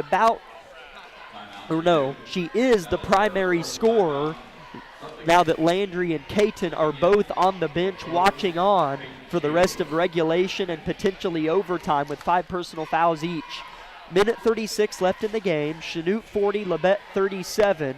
It's Chanute's basketball out of the Coach Fox timeout. Labette doesn't need to foul immediately. No. I'd fight for a foul for a little bit of time before you take that foul, and you don't even want to foul intentionally. Try to get a jump ball or steal. Yeah, definitely the case here, as we want to get a steal or some type of momentum killer for Chanute here. It'll be Kinsley Boss on the inbounder. Noonan tries to throw it to a cutting Shields, not there. Throws it in to Chard, and a jump ball is called. It'll be Chanute ball, so don't get too excited. But at the next jump ball, it will be Labette's ball, so without question, go for another one of those. It's Kinsley Boss on the inbounder. Again, it's Noonan. Survey, dumps it to Shields. Nearly thrown away, but gets it back somehow. Backside layup is missed by Fulmer, and it's tipped out by Brown. Labette County ball. Anytime you can make a team shoot the ball whenever they don't need to, I don't care if it's an open layup, that's a win, and she missed it. Yeah, luckily she did miss it, like you said, and that'll hopefully give us a little bit of momentum as Jones for the tie, missed it. High rebound goes out off of Chanute, will stay with Labette County, as Nevaeh got a heck of a look from beyond the arc to try to tie this game. She'll be the inbounder. Wouldn't be surprised if it's a play for Nevaeh. Ball goes in. Nevaeh pops to the corner. She's not open. She'll swerve, shoot a fader off the glass, misses everything, and it's poked out by Kinsley. Chanute ball. Good defense by Chanute on the inbounds. Nevaeh just wasn't open. I definitely think that I don't know if I think if Nevaeh didn't touch that, it might have been out on Chanute, but I don't know. I couldn't really tell from my perspective. That's 5. Chanute had nobody open, and that's a 5-second violation. A little bit of anxiety coursing through Chanute's veins here late in this one, as it's just a matter of if Labette can score this sucker or not as they try to. Nevaeh to inbound it. Throws it to Addison for the tie, left open, short. Long rebound goes to Rexwinkle, tracks it down. Aubrey in the corner for the tie. Strong as Labette County feels almost too obliged to shoot a three rather than get to the rim. Here's a double team and a foul is called on Aubrey Boss, as those were two fun possessions for Labette. Got two attempts at a three to try to tie the game. Yeah, both very, very close three-pointers and almost a tie ball game, but just couldn't make them. And Noonan will come away with the rebound and then get fouled and then go to the line and shoot two for Chanute. She's been busy, misses this one. That was her 7th free throw. She has missed one out of her has made one out of her last 5 compared to 3 of her first 4 from the free throw line. Her second free throw after 3-4 soft dribbles. Fires and misses it deep. Good box out by Kinsley Boss, and a foul going the other way on Brown as Coach Fox just looks at her and tells her to get back next time. That'll be the 4th team foul on Chanute. As if I'm Labette, Ian, I get to the rim. Yeah. I was going to say that just a little bit ago. I kind of lost my train of thought, but I think even if you just get a 2-pointer here and then, like, it's still not a bad thing to have if you're only down by 1 point. Timeout, Coach Vollmer wants to talk it over. It's a full timeout, but we'll just take 30 seconds here. 48 seconds left in the game. It'll be Labette's ball down by 3 coming out of this break. 30 seconds on KLKC. Everybody is different. Some get injured, while others simply wear down. Whether it's on the court, on the field, or at the gym, Labette Health's orthopedic and sports medicine team has the training and skill to repair, restore, and renew. We share the same goal, and together we'll write your comeback story. For more information about Southeast Kansas' leading orthopedic and sports medicine team, go to labettehealth.com.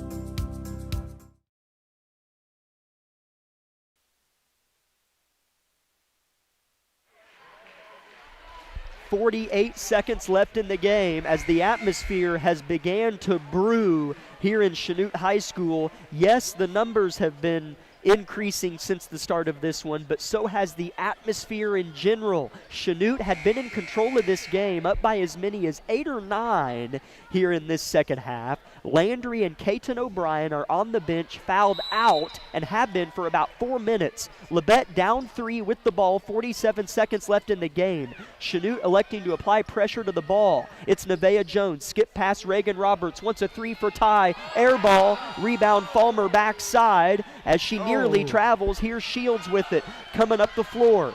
As she'll slow down now, picked up by Nevaeh Jones. They're going to have to foul here momentarily as Coach Fox wants a timeout. And it's a full timeout. Amanda, we're just going to go ahead and take a minute and come back with the final 30 seconds of this game. My name is Bria and I'm a pharmacist at Bowen Pharmacy. I'm here today to tell you about one of our patient programs, Meds to Beds. Bowen Pharmacy South is located in the medical office building at Labette Health. Our staff works closely with the doctors, nurses, and social care workers to ensure that your transition out of the hospital is an easier and more convenient experience for you and your loved ones. If you are having inpatient or outpatient surgery, we will get your medications directly from your doctor and deliver them right to your hospital bed. If you are having a baby, we will get your medications or anything else that you may need to get your family home without the hassle of making several stops along the way.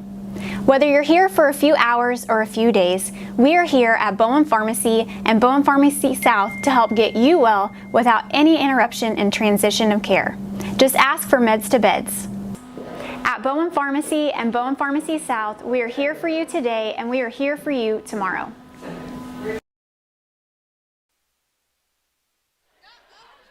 .26 seconds left in the game. Chanute set to inbound here in just a second.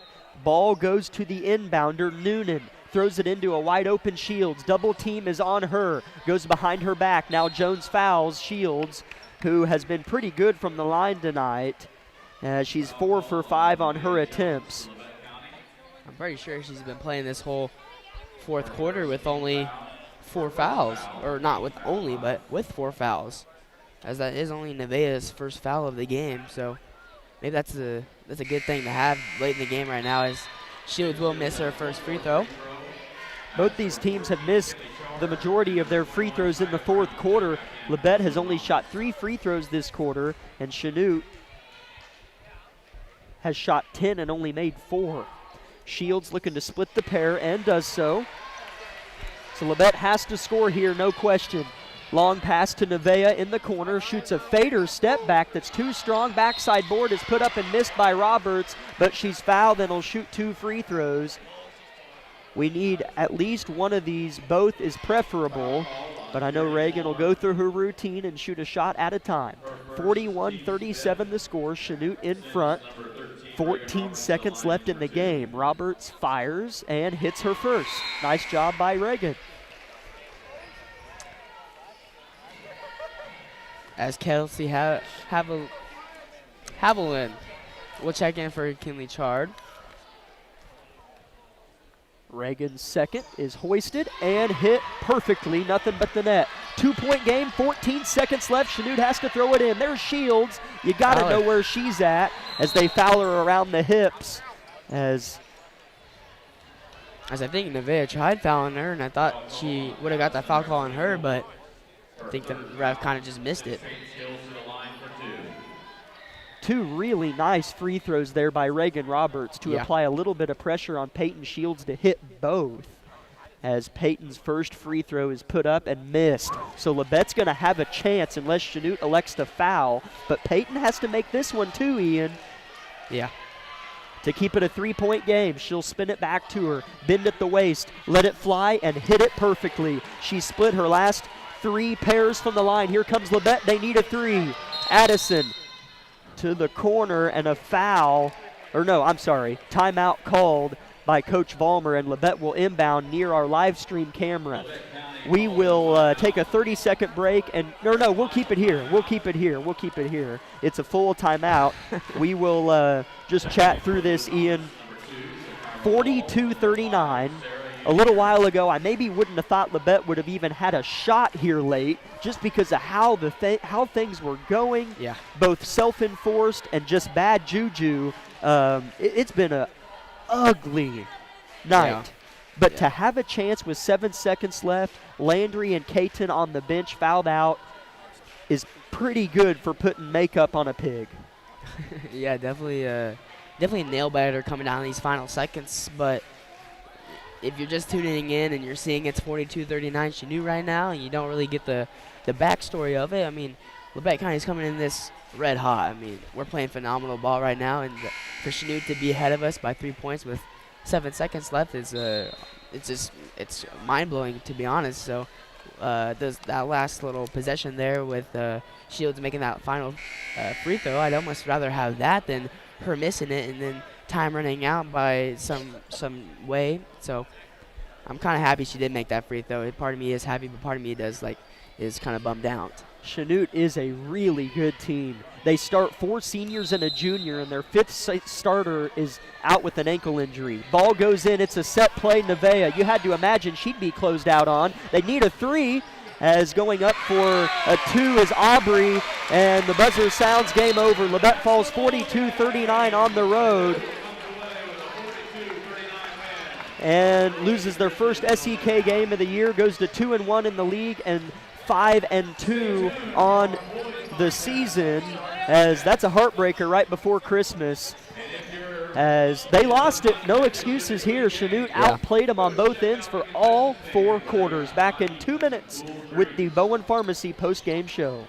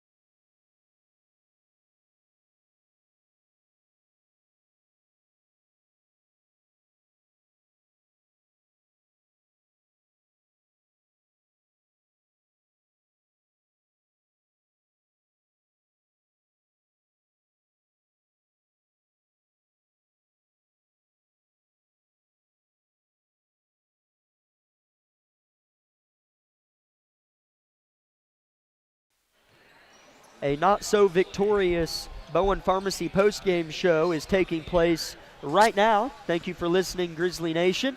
Jack Leake, Ian Harlow with you on the call. Lucas Hayward on the YouTube live stream. Labette County Lady Grizzlies fall 42-39 on the road. Their worst performance of the year, and it's not even close. And they had the ball with 7 seconds left, and a 3 would have tied it, and they were unable to get one off. Nevaeh Jones had a safety blanket of 2 white jerseys wrapped around her, suffocating her. And Aubrey Boss just lost the ball down low in her attempt to try to send it to overtime, draw an and one or something of the sorts. But Ian, we were kind of chatting there during the break. I feel like Chanute played pretty well. Maybe not the best that they could, but they did what formulates to giving you the best chance to beat our Grizzlies. They really handled our press very well and turned us over a lot. Yeah. That's something that we haven't really seen from our Grizzlies this year, and seeing us do that like quite a few times in the ball game was unnatural for us. And obviously we struggle to score in the ball in general, and so that didn't win ball games for us. And we do come away with our first loss of the of SEK play and our second loss of the season. And we look at our loss against Mulvane, and that was a tough loss, but I would say this was a lot worse than the Mulvane loss, just because you learned a lot more from that Mulvane loss than you did here. Here you just kind of learned that you can't turn the ball over. When you face teams that have good ball handlers at the top, it's going to be a little bit of struggle for us. And, we talk about the defense a lot, like a ton, because of how good they play. And the press didn't really put any it didn't put any fear in Chanute's eyes, and they kind of suffer from that. Totally right. So, we just kind of tried getting a last second shot off. As you said, Nevaeh was covered in the corner. She could not get a single shot off, and then we kind of looked inside and then turned it over. And so as the final seconds came down, and just kind of a disappointing loss here as we come in, and you think you got a big shot at winning this. You kind of, like you said earlier in our break, we just overlooked it a little bit too much, and we kind of had probably a little too much confidence coming into this game, thinking it'd be an easy thing. And you look in the past, as Chanute's always gave us a rough go for our money, and that's what they did here, and they robbed us. Yeah, they really did. They pulled the blanket. They spoiled Labette County's Christmas break and pulled the rug completely. This is a Chanute team that I can understand. I'm not saying we did this, but even from a viewership standpoint, can be easy to overlook. But when you look at their roster, I've recognized these names for numerous years now. Yeah. These are seasoned seniors, and they were short their 5th starter, who would have made it 5 starting seniors for their team.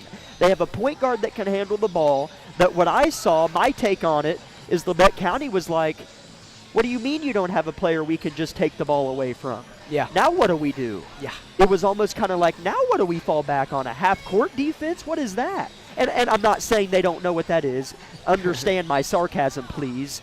But they had been so used to just really taking advantage and eating teams alive. And when they were faced with a team that kind of punched them in the chin, by the time they got back on their feet, the game was out of reach. Yeah. And so that's my maybe a little bit aggressive, but yet my opinionated take on the game. Labette County falls and goes into Christmas break at 5-2 on the year and 2-1 in the league. 42-39, the final score. Scoring totals for you: Landry O'Brien and Nevaeh Jones each had 13. Katon O'Brien had 9. Again, Landry and Katon fouled out of the game with, what would you say, Ian, probably 3 or 4 minutes to go? Yeah, both of them were close. Good solid half left in the 4th quarter, probably. Reagan Roberts had 2, and I'll tell you, Reagan hit 2 calm, cool, and collected free throws to give Labette a chance there late. Kinsley Boss had 2 as well. For Chanute, 8 different scores for the Blue Comets found the nylon tonight. Peyton Shields had 15. She was the heartbeat, but she also has very nice complementary pieces in Ashley Havland, who had 8, hit 2 3-pointers. Noonan was a nice ball handler who had 3. Falmer had 3. Kelsey Havland had 4. Brown had 4. Chard had 2 as well for Chanute, and Unir had 3 as well. Chanute hit shots when they needed to and didn't flinch and did not let Labette back in the game. That is the story of that one. 8 minutes until the boys tip. We'll go ahead and take a 1-minute break and come back, or let's make it a 2-minute break, and we'll return here on KLKC Parsons.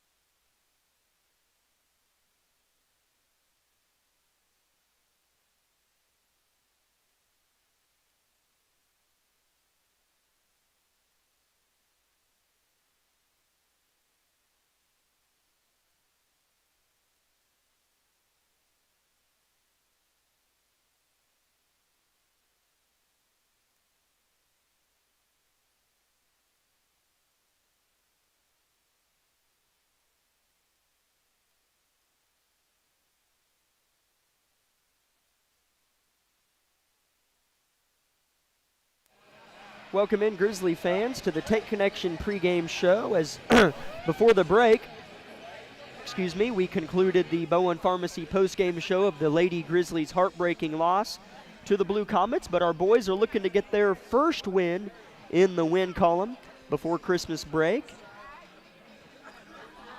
as they tip off in just over 5 minutes, as they're going to be taking on another Chanute team that is really impressive, at least on paper, just because I recognize a lot of these names. Looking at these athletes, I forget just how tall and well-built some of these kids are that also play football, as do, of course, some of our Grizzlies, of course. But looking at our visitors over here to my right, letting the ball fly during their warm-up session, a lot of familiar faces and some that I know might put a little bit of fear in Grizzly Nation. But Labette County has had success here in this gymnasium, and they've had arguably Chanute's number a little bit in recent history.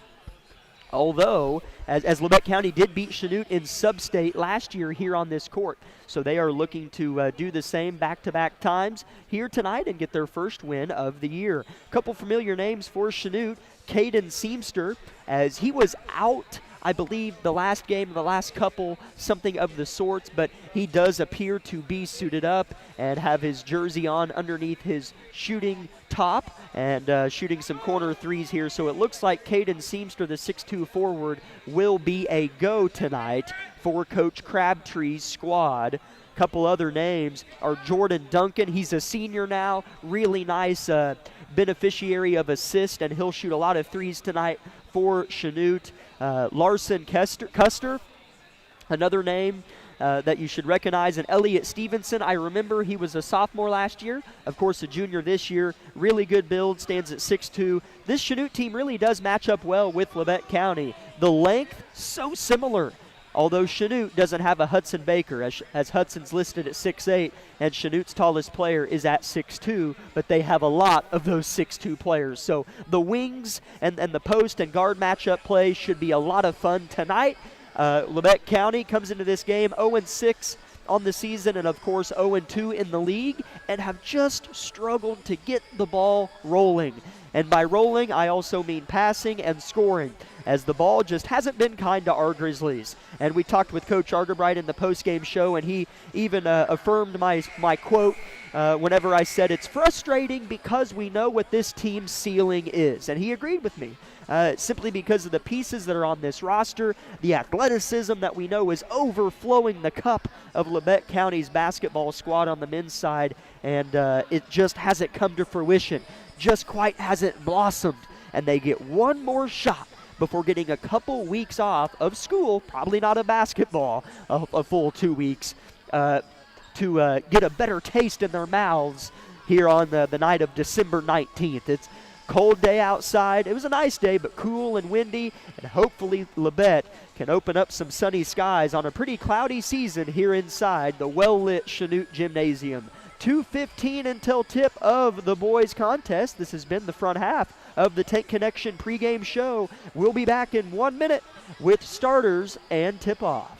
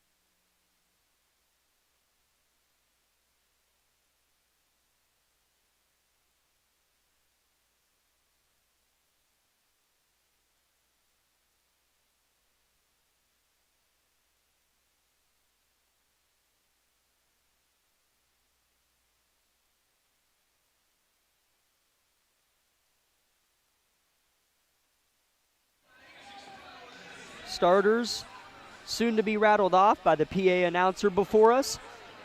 Jack Leake awaiting the presence of Ian Harlow. I don't know where he went, but he said he'd be back. I don't know. Hope he's okay, but we'll welcome you back whenever you're ready to return. As I kind of hope they don't do the anthem just because I don't want to have to step aside again. It looks like they're just going to go right into starters, and we'll go ahead and kick that off with them. We will start with the home team, the Chanute Blue Comets. As if my eyes don't lie to me, it looks as if over there, suited up for Chanute and ready to rock, is number 10, a 6-foot-tall sophomore guard, Chris Harding. Number 12, a 6'1 senior guard, Rhett Smith. Number 20, a 5'9 senior guard, Jordan Duncan. Number 33, a 6'1 senior guard, Lars Custer, and number 35, a 6'2 junior guard. Okay, yes, that is Chris Harding in the point guard slot for Chanute. And the fifth starter, 35, a junior guard, stands at 6'2, Elliott Stevenson. So to recap that sloppy announcing of the Chanute starting five, it's Harding, Smith, Duncan, Custer, and Stevenson. For Labette County, wearing their road reds here tonight, number 4, Kagan Bates, number 3, Xavier Phillips, number 15, Hudson Baker, number 21, Dylan Johnson, and number 24, Barrett Heston. As we have a moment, we'll take a quick glance back at Labette County's game at Parsons, where they fell 42-32 in a game in which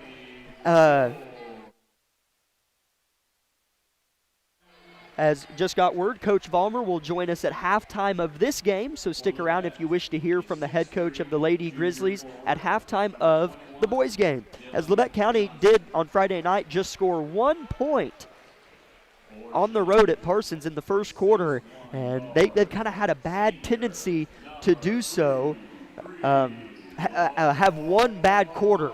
And in this league, and with Labette County's schedule, it's hard to have one bad quarter. At least maybe have an average one and you'll be okay, as Labette County looks to capitalize more so on their second quarter performance here tonight that they had at Parsons, where they scored 15 points and outscored Parsons by 8. So hopefully Labette can come out of the gates much more hot and not near as cold on both ends of the floor like they did a few fortnights ago. As each team getting one last pep rally in their respected self-team huddles. Head coach for Labette County, Bradley Argerbright, assistants Davey Brown and Brian Tucker. Head coach for Chanute, Devin Crabtree, and assistants Jeremy Wire and Jeff Smith. As Devin Crabtree, former collegiate coach, very good head coach over there for both teams. Back in 30 seconds with tip-off. Labette looking for their first win of the year.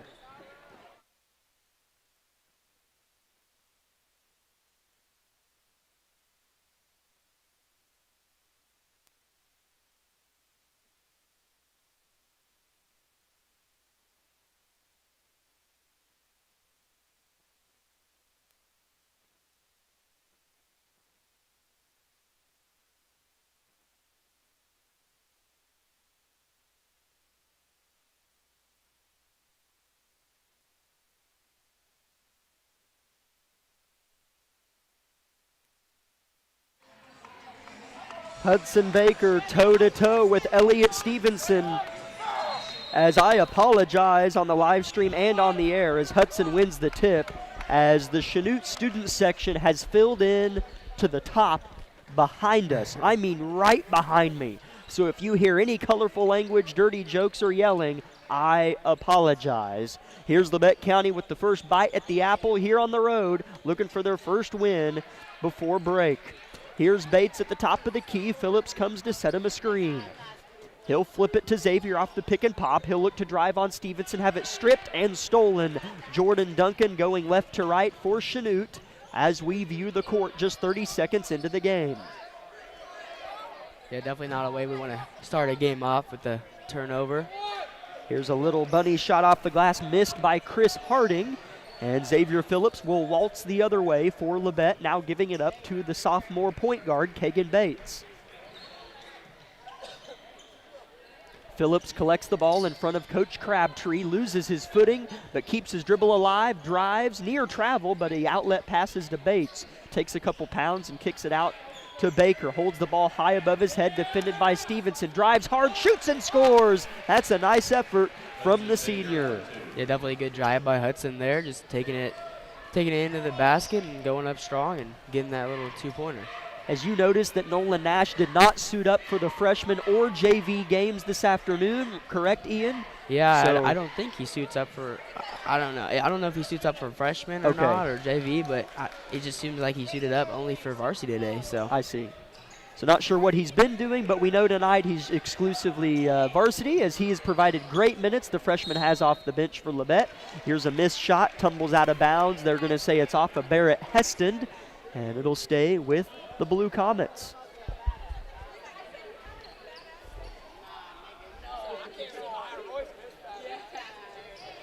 Two to 0 is the score. Labette County leads. Here's an entry pass picked off by Phillips. Here he comes on Harding. He'll get to the rack and score. A slow start, no more for Labette County. 4 to 0, they lead. Yeah, definitely a good takeaway by Xavier going up for that inbounds play and then going toe-to-toe to the basket and getting that finish. Chanute looking to break the ice and get on the board as their pass goes out of bounds. Turnover, Chanute, as they look sluggish for a change, as Coach Crabtree wants a timeout. Labette County's bench with its first inviting welcome to the bench for their starting five in weeks. Back in 30 seconds, Labette rolling early.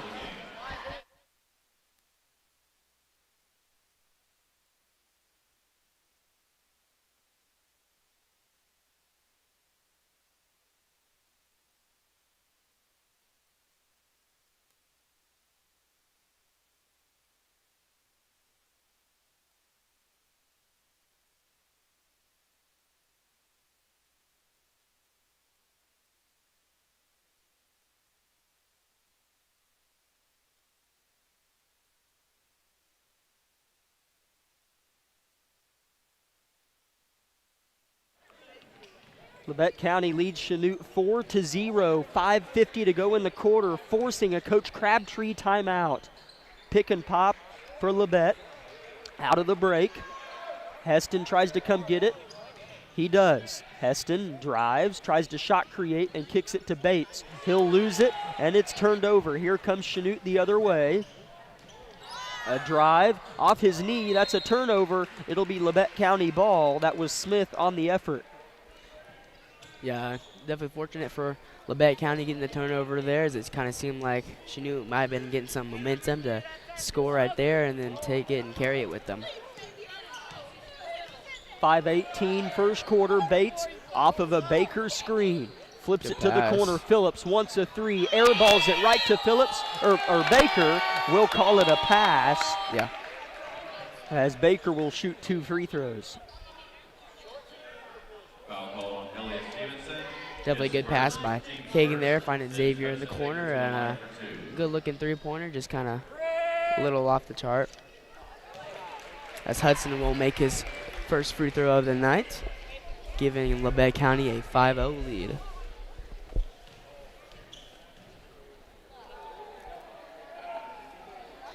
As he misses the second reverse layup, as Baker's shot attempt off the rebound is ripped out of his grasp, off of Chanute, they say.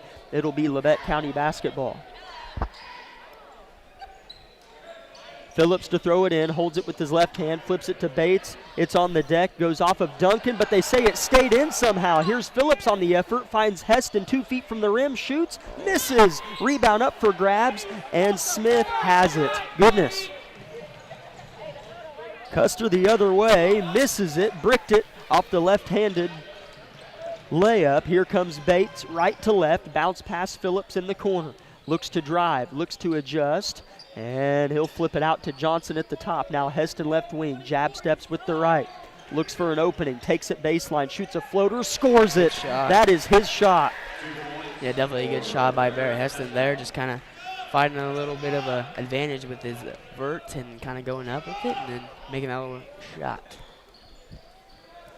3:50 in the quarter, 7-2, Labette on top. Duncan with the ball, he's a good shooter. As these matchups, just looking at the builds of the players, they all look the same height and weight across the board, with Baker standing a few inches taller than his man. As here's a missed three from Stevenson. So good matchups are on display before us. Yeah. Rebound Labette County. Definitely a good start to Labette County so far, as we have limited the turnovers so far, so hopefully we can keep that going throughout the whole entire game. Phillips left wing, defended well by Custer. Set play, foul going the other way. A moving screen either on Johnson or Baker. That's the first crime committed on Labette County this game. That's on Johnson, his first personal. Yeah, I'd probably rather that be on Johnson than Baker, just because I know Hudson gets a lot of fouls in general, just entirely in the whole game. Stevenson pitches it. Pass further to Harding. Now a skip pass to Stevenson. Head fakes the three, drives. Nice touch by Stevenson, and he scores. Definitely a good take. I wasn't really thinking that was going to come from their big guys. He kind of looked like a guard there, just kind of driving in. Good player. Yeah, good moves to the basket and everything. Heston with Smith on him, and that's a body bump foul on Chanute. As hopefully these boys watched it how the girls' game was officiated. Not saying it was poor, but maybe just watching how it was officiated, and can maybe use that to their advantage, as it is the same crew for this game. They're going to get Smith on that foul, his first personal, and the team's second of the quarter. Heston kicks it to Bates. The set play is in from the Labette sideline. As Bates drives, loses it, and a foul on Kagan as he was on the ground scrapping at the ball from his fetal position, if you will, and that's Labette's second as a team and Kagan's first. Yeah, just hustling like he always does in every game, going for loose balls whenever he sees it on the ground and diving for them. Just unfortunate for him, the ref called her foul, blew her whistle and got a foul on him. Harding underneath will miss, tipped about as Baker was able to tip it to Phillips, and now he'll slow it down for Labette County. Got off to a good start, but been pretty stagnant since. Here's Bates with it, wearing all red basketball shoes and socks with his red bottoms and tops that Labette's wearing tonight. Phillips looks to drive, gets to the free throw line. Ooh. Nice move, goes behind the back, shoots a floater that misses. Johnson was there, but Duncan put a body on him. Chanute, long outlet pass, what a dime. Oh. And the layup will be good, but a travel before the shot was put up by Smith. Chanute had a chance right in front of him to get within one. Yeah, good rebound, good outlet pass, and everything. Just took 3 steps instead of 2 and got a travel call on him. 7-4. Labette in front, minute 30, first quarter. Bates off the high screen beyond the arc for Phillips, defended well by Harding. Working on him, Baker pops to get it, looking high-low. Phillips on Custer down low. Caden Seamster will come off the bench for Chanute. Here's Heston on the block, and a foul on Chanute's whistled in as Coach Argerbright's calling in for what he desires of his offensive pieces, or maybe he's yelling at the ref. Chris Harding, his first, team's third, checking into the game. As number 25, Landon Bilby. Yeah, there you go, Bilby. We'll check in the game for number 20, Duncan. Heston with the little dribble handoff to Johnson. As Labette County trying to get a play going here. Nothing's been executed too precisely here in the first quarter so far as we've hit the 60-second mark. Here's Heston with an open 3, pulls it belt high, settles for a floater that looked tipped, and that's a foul on Baker. Got to know when to just tuck your hands and get back as Hudson's talking to his teammates. As we will see Seamster check into the ball game for Coaster. As you know, he'd usually start a ball game out for Chanute, as I think he's been dealing with a little bit of an injury recently, so I think this is his first game back, isn't it? I heard he hadn't been playing. I can't confirm if that is true, but I heard it from a head coach in the league, so potentially, but he's playing tonight. That's all that matters. 30 seconds left in the quarter. Seamster already making an impact as he's a pure athlete, and he'll shoot 2 free throws here off the foul on Labette County, as I think they are going to get on the foul Xavier Phillips. They do. That's his first personal and the team's 4th. As we see Briggs and Nolan Nash at the check-in table. First free throw for Seamster is no good. Briggs, Knight, and Nolan Nash wearing a knee brace on his left knee tonight. Maybe just goes off how he's feeling that day. Yeah, definitely looking to come make an impact on this ball game tonight, as he's definitely not scared to score that ball anytime he gets it. Seamster splits the pair, 7-5 the score, as another slow opening quarter for back-to-back games from both our Grizzlies and their opponent. Phillips denies the screen Baker had for him, picks up his dribble. No one's there, no one's open. Now Nash flashes on the short corner, and a foul going the other way on Labette County. Not sure what that foul exactly was. That is the 5th team foul, but because it was offensive, I don't think they get free throws. That's my best guess. They haven't granted the foul up there. Or maybe he stepped out, Ian, as they didn't call a foul in. As Chanute's going to have to shoot it at the buzzer. They get it off, but it's no good. At the end of one, Labette 7, Chanute 5. Another slow start, but our Grizzlies are in front. Back in 1 minute with the second quarter on KLKC. My name is Bria, and I'm a pharmacist at Bowen Pharmacy. I'm here today to tell you about one of our patient programs, Meds to Beds. Bowen Pharmacy South is located in the medical office building at Labette Health. Our staff works closely with the doctors, nurses, and social care workers to ensure that your transition out of the hospital is an easier and more convenient experience for you and your loved ones. If you are having inpatient or outpatient surgery, we will get your medications directly from your doctor and deliver them right to your hospital bed. If you are having a baby, we will get your medications or anything else that you may need to get your family home without the hassle of making several stops along the way. Whether you're here for a few hours or a few days, we are here at Bowen Pharmacy and Bowen Pharmacy South to help get you well without any interruption in transition of care. Just ask for Meds to Beds. At Bowen Pharmacy and Bowen Pharmacy South, we are here for you today and we are here for you tomorrow.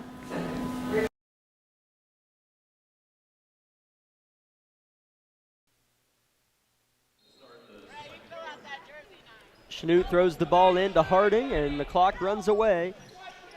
8 minutes and counting. 7-5 the score. Kagan Bates goes to the scores table, as does Dylan Johnson. They'll check in at the next opportunity. Harding, top of the key, holds the ball above his head, flips it right wing. Smith, Heston, his defender. Wearing, as usual, Barrett, that left leg sleeve, the color white, running all the way down to his ankle. As here's a shot missed by Chanute, rebound Baker. Briggs Knight in the game with Nolan Nash, of course, out of the break still.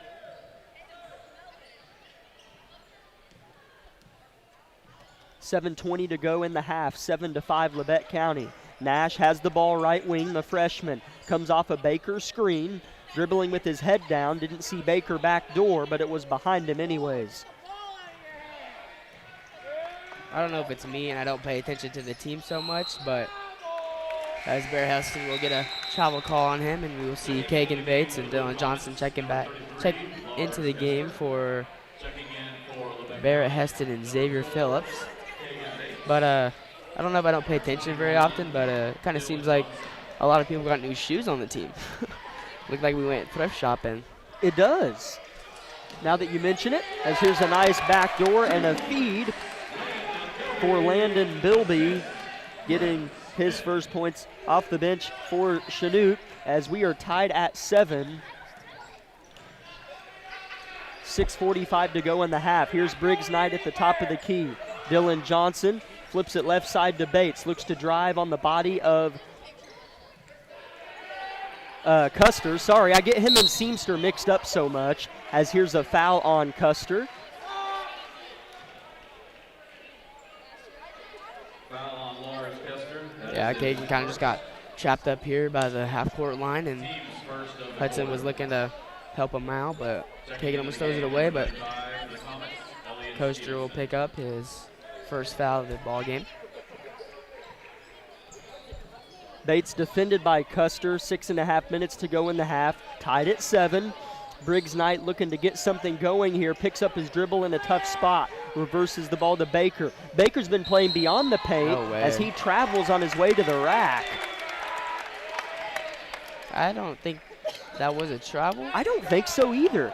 I've never seen so many travels called in my life. In the girls' game, there were probably 16, 17 Yeah, there was quite a few. between both teams. There was quite a few, but I thought he just took 2 steps and Yeah. then went up, but I guess the ref saw otherwise. Must have, as Custer with the flip pass. Bilby off the reversal now at the top is Jalen Duncan, as that looks just like Jordan, I'm assuming his brother, as Bilby shot. lets one fly from deep and misses from deep, and a foul the other way on Stevenson, as both teams struggling for momentum. Foul on number 35, Elliot Stevenson. That is his As Xavier Phillips and Barrett Heston will check in for Nolan Nash and checking back into the game. Hudson Number Baker. 1, Jalen Duncan for the Comets. Here comes Labette County with the tied ball game. That was 2 on Stevenson. He'll have a seat. 5:40 left in the half. Bates dribbles left, right, right, left. Interchanging as a pass from the logo to the baseline is thrown out of bounds, as he thought Phillips was going to backdoor. Turnover, Yeah. Labette County. Yeah, probably looking for a decent look to Xavier, as he thought he was going to backdoor him like you said, but Xavier decided to stay on the arc, and Kagan just misinterpreted it. Seamster with a nice muscly drive and is granted a foul but no basket, as he missed the and one potential hoop, and he'll settle for his second trip to the line to try to give his team their first lead of the night. Dylan Johnson with a foul for Labette County. That's Dylan's second. Team's first. Sends Cade Teamster to the line for 2. The Seamster will miss his first stroke at the line.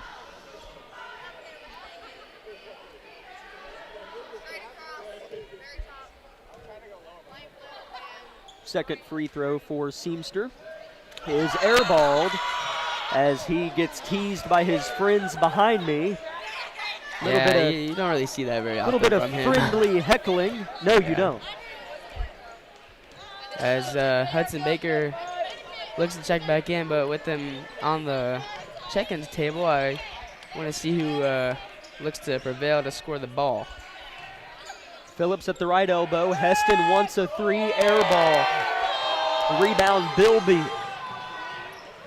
Full steam, pass to Seamster, nearly out of bounds. Had to tightrope walk on the sideline. His pass is tipped by Bates, stolen by Knight. Nice little tandem steal from the point guards. Bates pulls back, doesn't like what he had in the lane. Pass to Heston, who cuts, squares, shoots, scores. Yeah, Barrett is really good at using his body to get leverage over his defender, so he's pretty good at that. A hook pass from Custers, intercepted by Knight. Back-to-back steals for Briggs.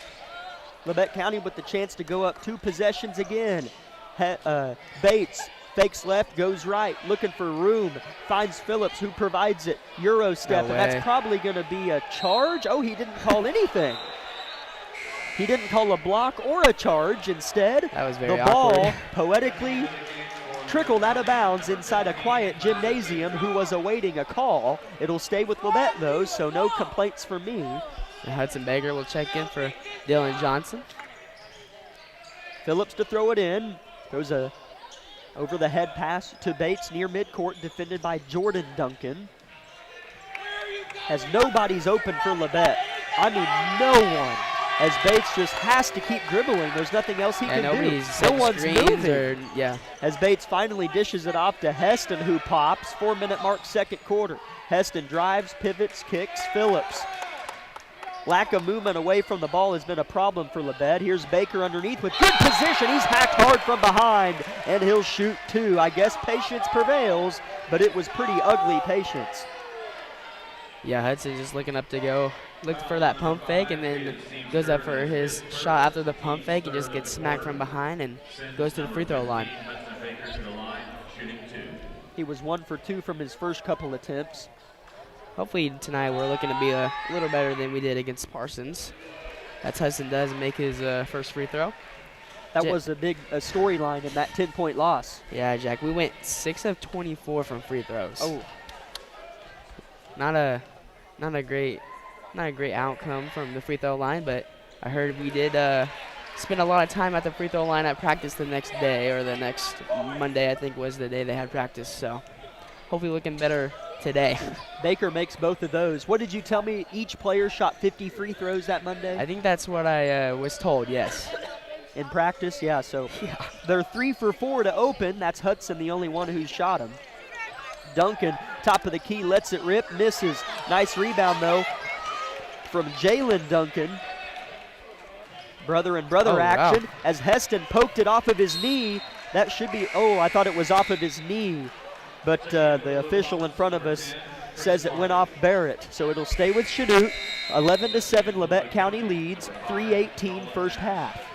As Chris Harding will check in for Jalen Duncan.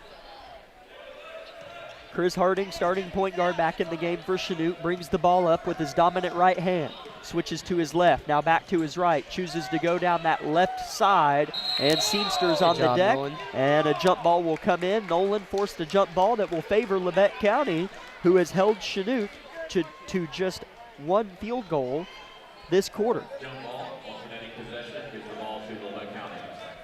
Yeah, definitely a good play by Nolan there, as Hudson and Nolan had to switch defenders, so Hudson was on Harding and Nolan was on Seamster, so that's kind of a mismatch for the team, as a miscommunicated lob attempt was set up, and the ball will travel out of bounds and go to Chanute possession. 2:50 to go in the half. It hasn't been the most fun half to watch if you're just a pure basketball fan, but defense is fun as broadcast jinx comes soaring in from the heavens as a 3-point shot's buried by Caden Seamster, and it's a 1-point game. Here's a steal for Chanute. Momentum here at home. Bilby, right-hand layup, blocked by Phillips. He rejects the momentum. Here he comes sprinting the other way. Euro, right-hand layup, good. Labette goes back up 3. Xavier getting it done defensively. Long pass to Bilby. His uncontested layup is good. Yeah, teams are just going back and forth as we, and in the inbounds play, turn it over, and Duncan goes up for a layup and misses it. Chanute does maintain, and the left-hand hook is made by Lars Custer, and Chanute goes on a 4-2 run, but the momentum is a little bit more because of how it was executed. Yeah. Definitely a poor inbounds play. They dump it to Baker, who's wide open, misses it, but cleans his own mess up and scores it. Just watching that. Sorry, Jack, go ahead. I was going to say Hudson just has 7 points for Labette County as a 3-point shot's buried by Caden Seamster. Yeah, no, as I was saying, it kind of feels like Hudson should have a lot of points this game just watching that possession that he had as Xavier goes for a 3-point attempt and it will bounce around the rim and go almost out over the backboard, but Labette County will maintain ball and an Argabright timeout will be called. Good timeout from Coach Argabright. Both teams, I think, needed a timeout there. We'll be back in 30 seconds. This is Grizzly basketball.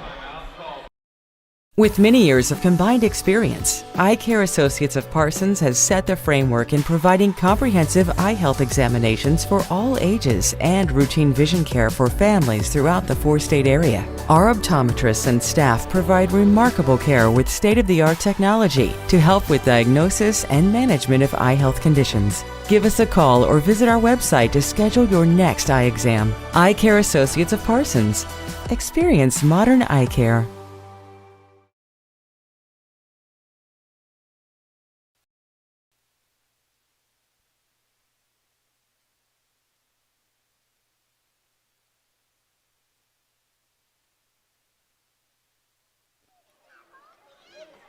Labette County will have the ball out of the Coach Argabright timeout. 17-15, they trail Chanute here on the road. Minute 10 left in the half. Ball goes into Heston, thrown over the double team to Bates. 2-3 zone for Chanute. You know, we've been playing pretty good in this ball game. It's just a couple of turnovers not going our way and kind of causing us to be down. Foul on Chanute off the entry pass to Dylan Johnson just inside the free throw line. That's the second personal foul on Chris Harding, the starter, as he'll most likely check out as Jalen Duncan, a freshman guard, comes in for him.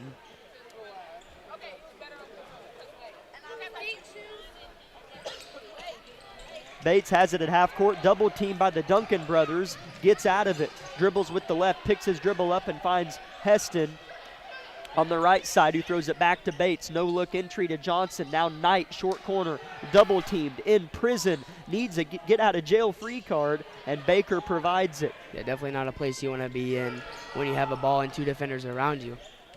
30 seconds left in the half. Johnson with an open space elected not to shoot it nor face the basket. He wasn't ready for the pass back and turns it over. Here's Chanute on the attempt, and they're fouled, and shooting two free throws will be Jordan Duncan. That was a poor possession for Labette. No one looked to score. All they wanted to do was pass, and that's fine. I like being not generous, but someone's going to have to take command and look to take a shot. Yeah, it feels like we're a little too generous with the ball as Dylan was wide open at the free throw line. Easily could have came up with a jump shot, and he just passes the ball around instead. And, you know, that could have been 2 points on the board with a tie ball game, as it's just unlucky for us Labette County fans. Duncan misses his first free throw, and the second falls home.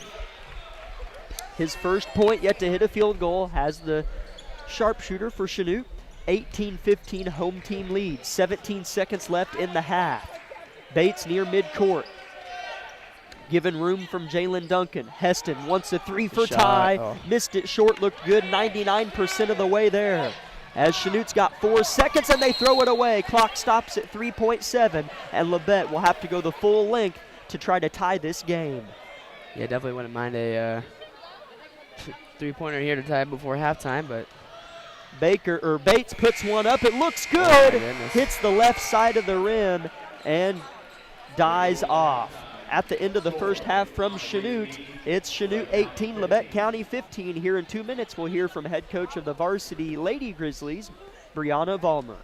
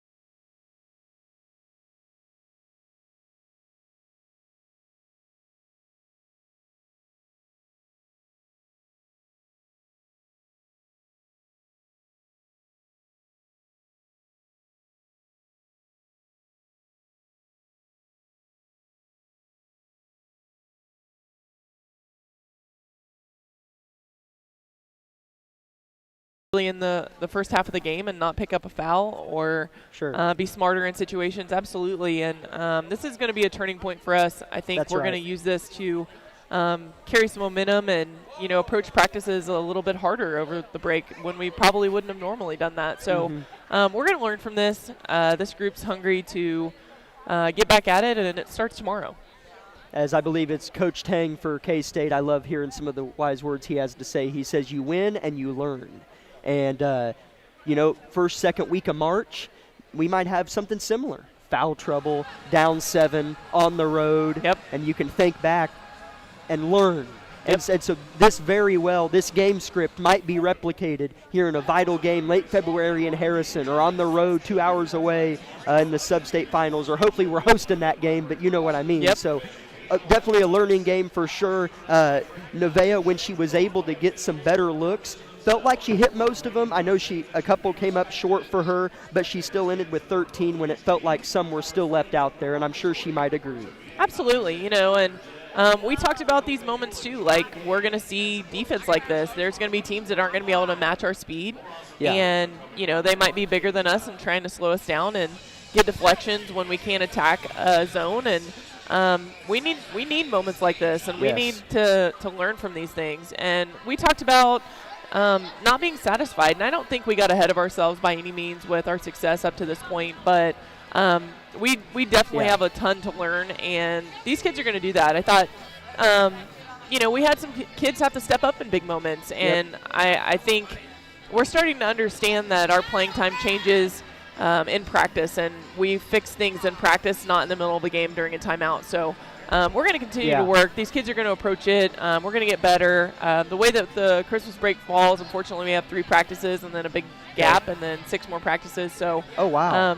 we're going to have to, approach these next 3 days with some maturity and, not let the fact that, we've got a ton of finals and, we don't have a game coming up affect us. We've got to approach it with maturity, like I said, and it's a day at a time, and we've got to add some more things over break. I'll own some things, maybe some timeouts or some play calls or some substitutions that didn't happen towards the end of the game, and so I'm going to get better as a coach and own my things, and so are the kids. So you will practice this week? Yes. Has it been that way in the past? In the past, usually we play, and then, we kind of go straight into break. Right. But when Christmas falls, we can practice all the way up till the 24th, but we're going to practice for the next 3 days, and then, we have off till the 29th, and then we have 6 practices leading up to our game. So, we just got to approach it, and we've got to handle ourselves with some maturity and, understand the situation and what's going on. And we're going to take this loss and we're going to hold on to it for a little bit, and then we're going to approach it and fix all the things we need to fix. Absolutely. Coach, best of luck with those 3 practices, and I hope those go well for you, and have a fantastic Christmas break. Thanks. Merry Christmas. Thank you, Coach. As that was head coach of the Lady Grizzlies, Brianna Vollmer. Love our head coaches, man. Take a tough loss. It can't be fun to think, I got to go talk to that leap kid on the headset. But they do it. They do it because they know you guys want to hear, and it shows their character after sometimes embarrassing losses. Not saying that was one today, but sometimes, if a team loses by 20, Coach Argerbright will still come talk to us because that's his character. That is Coach Vollmer's character. So thank you, coaches, for coming and talking to us, even whenever I know you might not want to. Labette County will come out of the Christmas break and host Fort Scott on January 5th, and then host Pittsburgh a week after that. So a choppy next month for Labette County, but they're looking to learn from tonight. We will be back in 1 minute with the continuance of the Eye Care Associates of Parsons halftime show and break down that first half from the boys contest.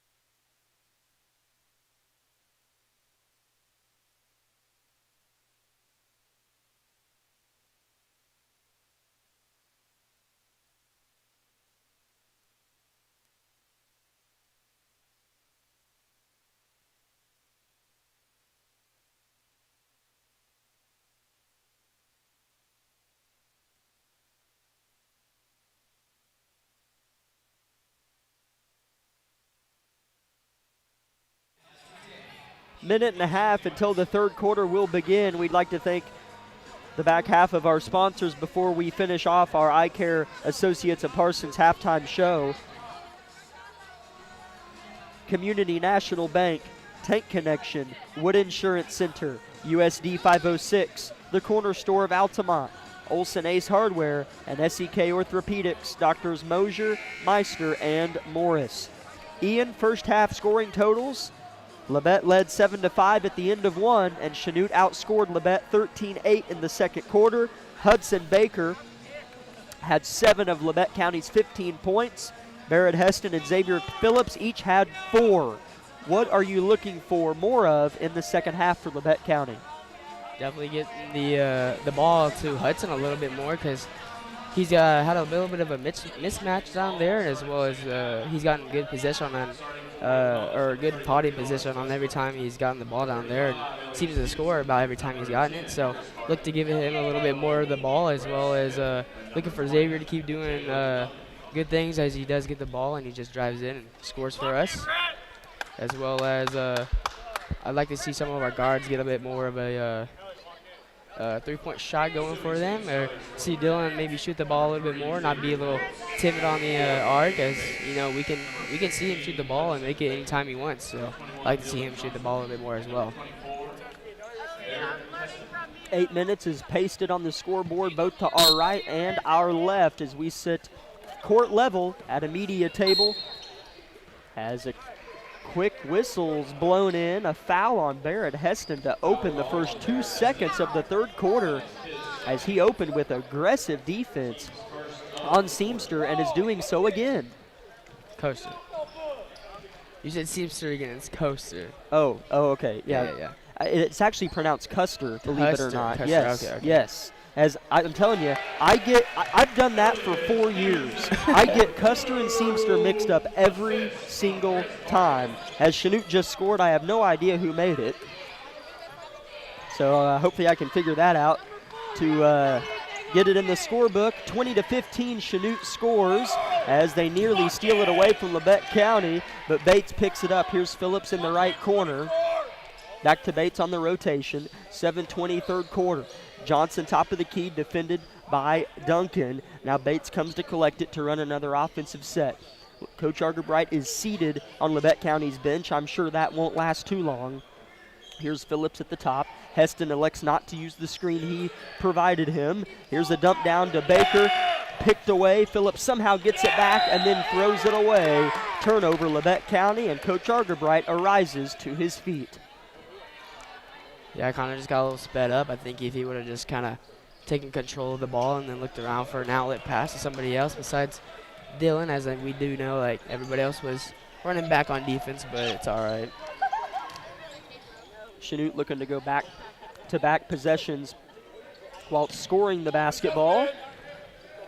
So I'm going to go back in the live stream and try to see who scored that for Chanute for scoring purposes as they go inside to Stevenson on Johnson. That's been a good matchup. Both players have held each other to low scoring. 3-point shot by Custer in the corners missed. Harding gets Baker to bite. No foul called. Ooh, wow. As Custer was hit in the face with Baker's elbow. It wasn't intentional, but the refs didn't call anything. I doubt they saw it, as a pass is picked off by Smith. And here comes Chanute, back-to-back turnovers for Labette. As Custer looking to get one back on Baker. Hook pass to Smith, and a foul's called on Baker, who left the ground and hit Smith in the air. Definitely getting his redemption from last time when he went up against Baker. This time he does get the call favor. It was Stevenson who scored the bucket for Chanute. In fact, his fourth point of the game, as Harding makes the first of his 2 free throws. And Briggs and I will check in for Xavier Phillips.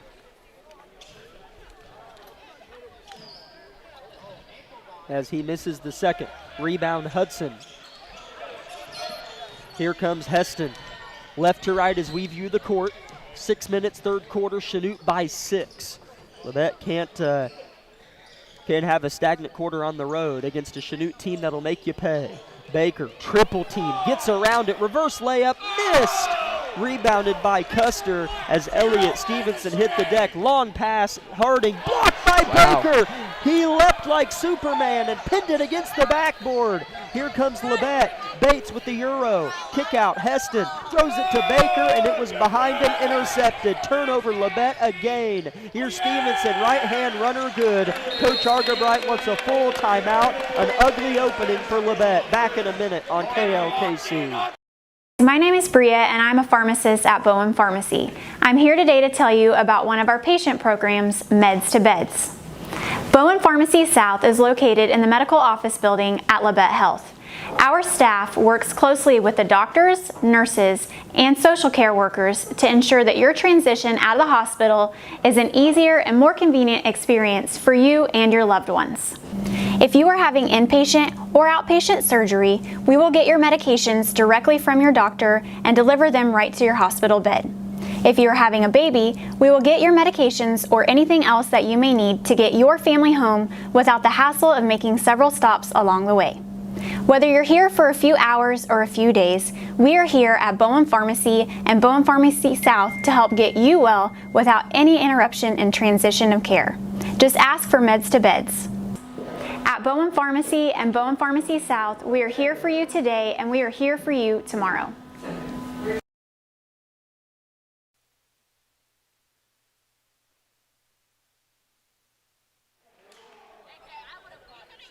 Coach Argerbright has been showing more and more verbal frustrations with his team coming out of timeouts, particularly one right there, as he knows, again, what this team's capable of, but the turnovers have snake bit this Grizzly team, and it's a poisonous snake. Ball is thrown in from Briggs Knight to Kagan Bates. Chanute applying pressure. How will Labette respond to it? Bates picks his dribble up, throws it to Briggs, who crosses half court just in the nick of time. Forward pass to Heston, in traffic, muscles one up, misses it short, rebound Smith, and Heston's called for a foul, trying to get the jump ball created. I think that could have definitely gone either way. I think he had his arm wrapped around his defender's arm, but also a hand on the ball, so probably a good call by the ref, as that is his third foul for the game, and he will go take a seat on the bench as Xavier will check in for him.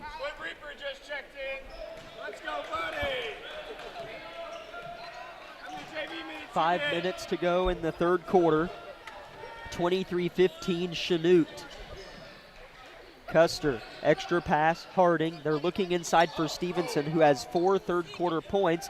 Instead, Custer drives, shoots, and scores with the left hand. Yeah, good take by Larson to the basket as he just goes up strong. 4:30 to go. Chanute by 10 in the third quarter. Phillips with a straightaway three. Bricked it left. Rebound Duncan. Long pass. Smith.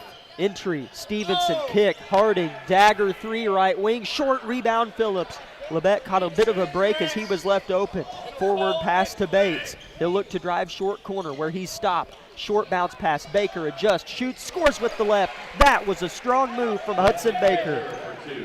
Yeah, really good move by Hudson there. He just kind of found him inside, and he made a good move and went up strong. Custer's feeling it, drills it. Three-point shot is canned by Larson Custer. 28-17, Chanute, largest lead of the night, 11.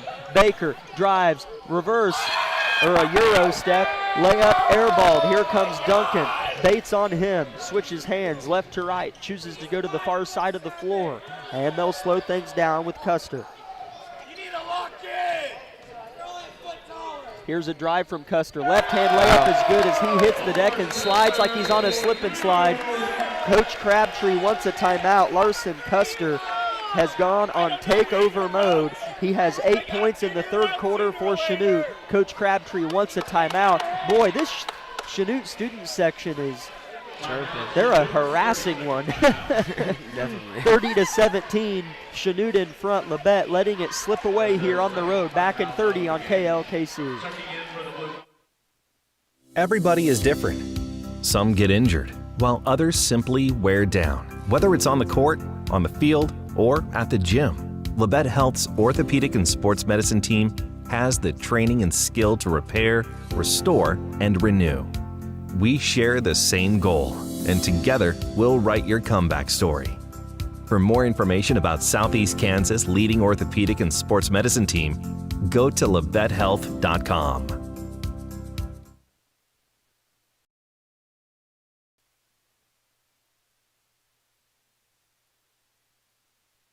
Labette County trying to inbounds the ball here and break the press as two bodies hit the deck hard. Are they going to give that ball to Chanute as it tumbled out of bounds?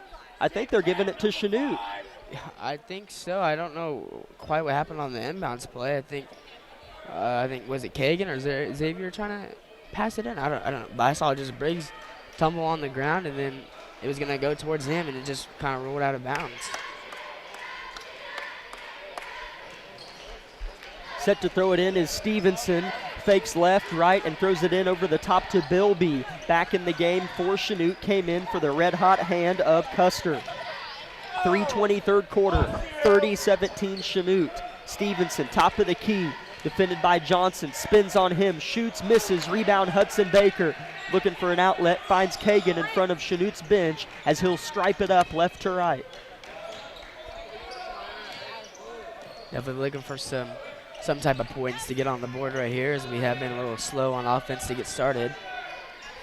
Briggs Knight with it, far side. Labette desperately needs something to close out this final 2:50 of the third. Here's a nice pin down by Baker, and Phillips scores it. That was nice offense by Labette County. A good executed play as Seamster will travel on the other side for Chanute. Baker kind of came up and didn't intentionally screen Phillips' man, but he kind of did, and Phillips was able to get right behind him and score. I mean, we can see more of that. Yeah, definitely looking for more offensive scoring here by anybody. Kagan flips it out to Briggs. Nothing's there. Johnson dumped to Phillips, who retreats beyond the three-point line. They throw it to Baker, one-on-one. Here's a nice Euro pass to Phillips, and they call a charge on Xavier, as hitting the deck hard was Jordan Duncan, who maybe felt that one a little bit, as he gets up smiling. Man, he hit the deck pretty hard, unless it was the best flop I've ever seen. Yeah, it was one or the other, but I thought for a second Xavier cleared him up with that jump. He almost did. Stevenson, the inbounder, goes into Harding. Thought about throwing a long quarterback pass to Duncan to the left, but pulled it down and grinned a little bit, as he knew he could have hoisted it to the other end of the floor. Good ball movement for Chanute, as the ball hasn't been too stagnant for the Blue Comets, but a few possessions tonight. Bilby in the far corner, left-hand whip inside. Harding with position, shoots. Are they going to give him the bucket? No. Foul on the floor. That was a beautiful pass from Bilby into Harding. Foul on 23, Briggs Knight. Oh, wow, that's going to be two shots for Chanute, as that's the 15th foul on Labette County in the third quarter. Still a minute 54 left to go in it, so Chanute can take advantage of the foul count for Labette County. First free throw for Harding, rattles home. He will get one more. One Blue Comet set to check in. Larson Custer, who has 10 points tonight, make that 9, as Harding makes the second. Checking into the ball game, Morris Custer. Definitely looking to get a little bit of offense started for us, as a Blue Comet look to just kind of run in to play basketball instead of trying to check in at the check-in table. As Xavier looks to inbound it to Briggs Knight. As he'll try to work on Bilby, dribbles with his back to him, and then a foul is called on Bilby.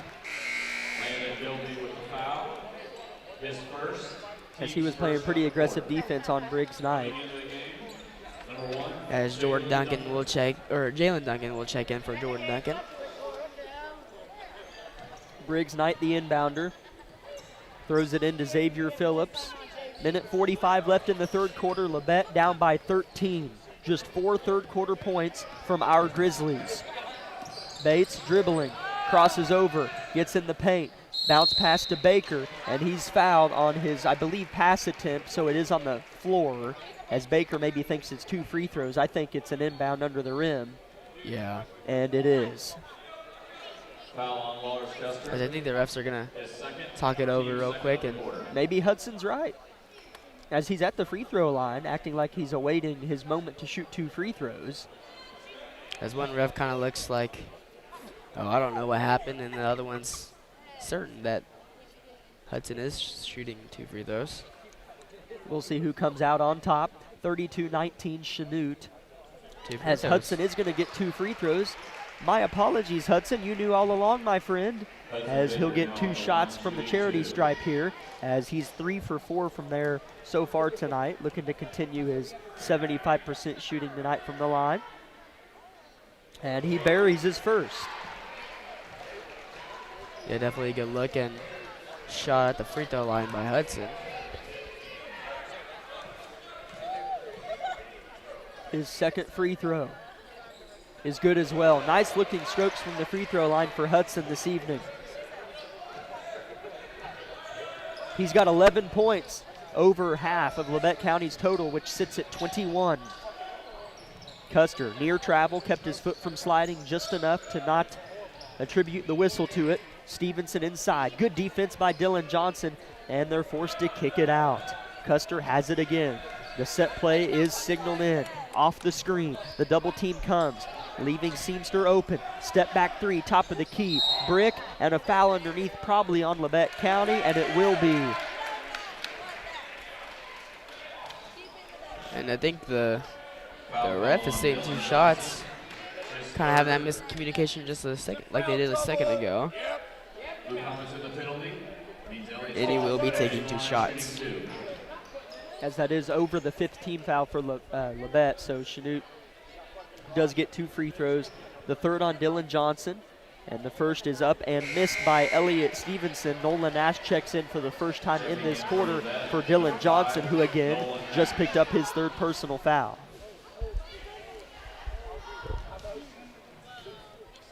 Kind of sad to see Barrett on the bench with 3 fouls right now, as Chanute makes their 2nd free throw at the line. Xavier Phillips playing a little bit more loose here in this quarter. He has a bucket, 50 seconds, and it's thrown away. Other way, Seamster, reverse, good. Yeah, just not a good looking pass on the other side. And Phillips with the hook pass that's off Baker, turned over. Stevenson the other way. Bates maybe trying to take a charge, and it won't work, but the layup's missed by Stevenson. Here comes Labette. Briggs Knight, left wing, looking for someone to take the ball. I think he can dribble, but he'll pass it. Baker inside spinning, shooting, and he's fouled. Then he'll shoot 2 more free throws with 15 seconds on the clock in the 3rd quarter.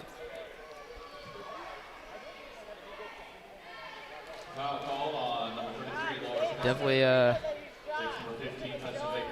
couple poor possessions by us on offensive side, as Hudson's first free throw attempt rolls around and out of the basket.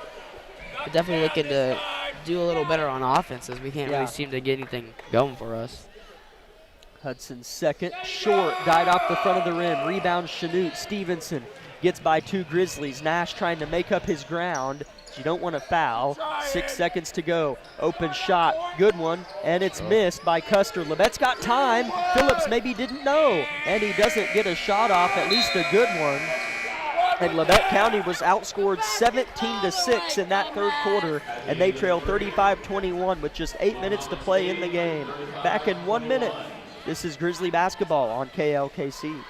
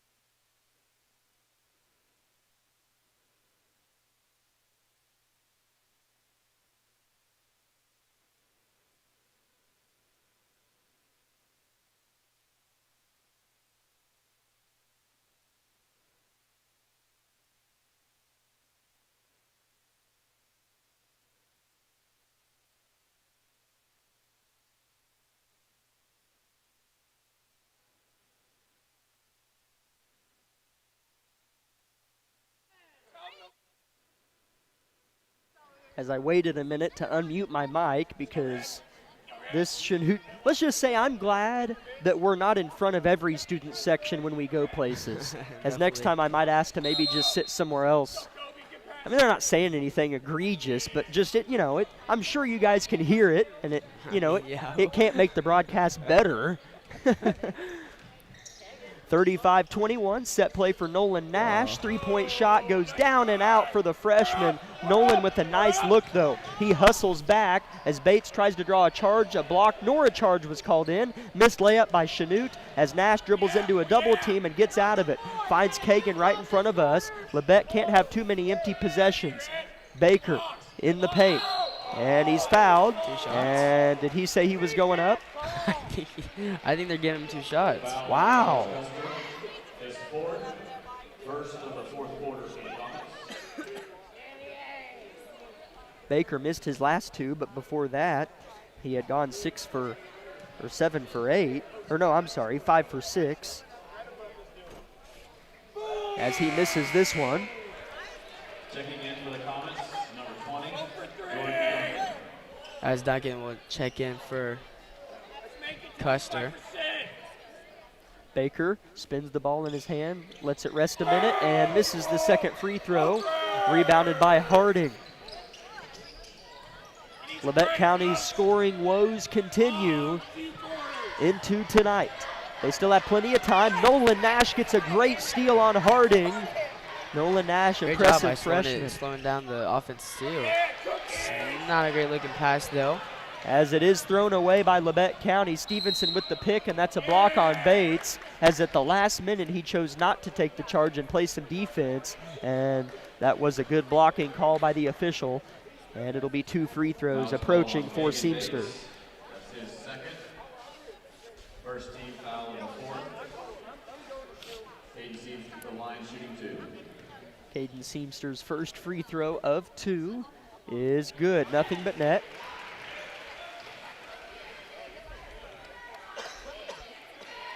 Coach Argerbright takes a glance at the scorebook across from us, as Coach Price for Labette County always keeps the scorebook for basketball games. Really appreciate him and doing that. Coach Argerbright can't be too incredibly pleased with what he rests his eyes upon on that green pamphlet that is the scorebook, as he just quietly watches his boys try to dig out of a hole. Here's Bates, defended by Duncan. Dribbles near midcourt, searches for an outlet pass and throws it to Heston. Phillips looks to drive, does so, jump stops on Stevenson and misses it, gets his own rebound, rallies up again and is fouled.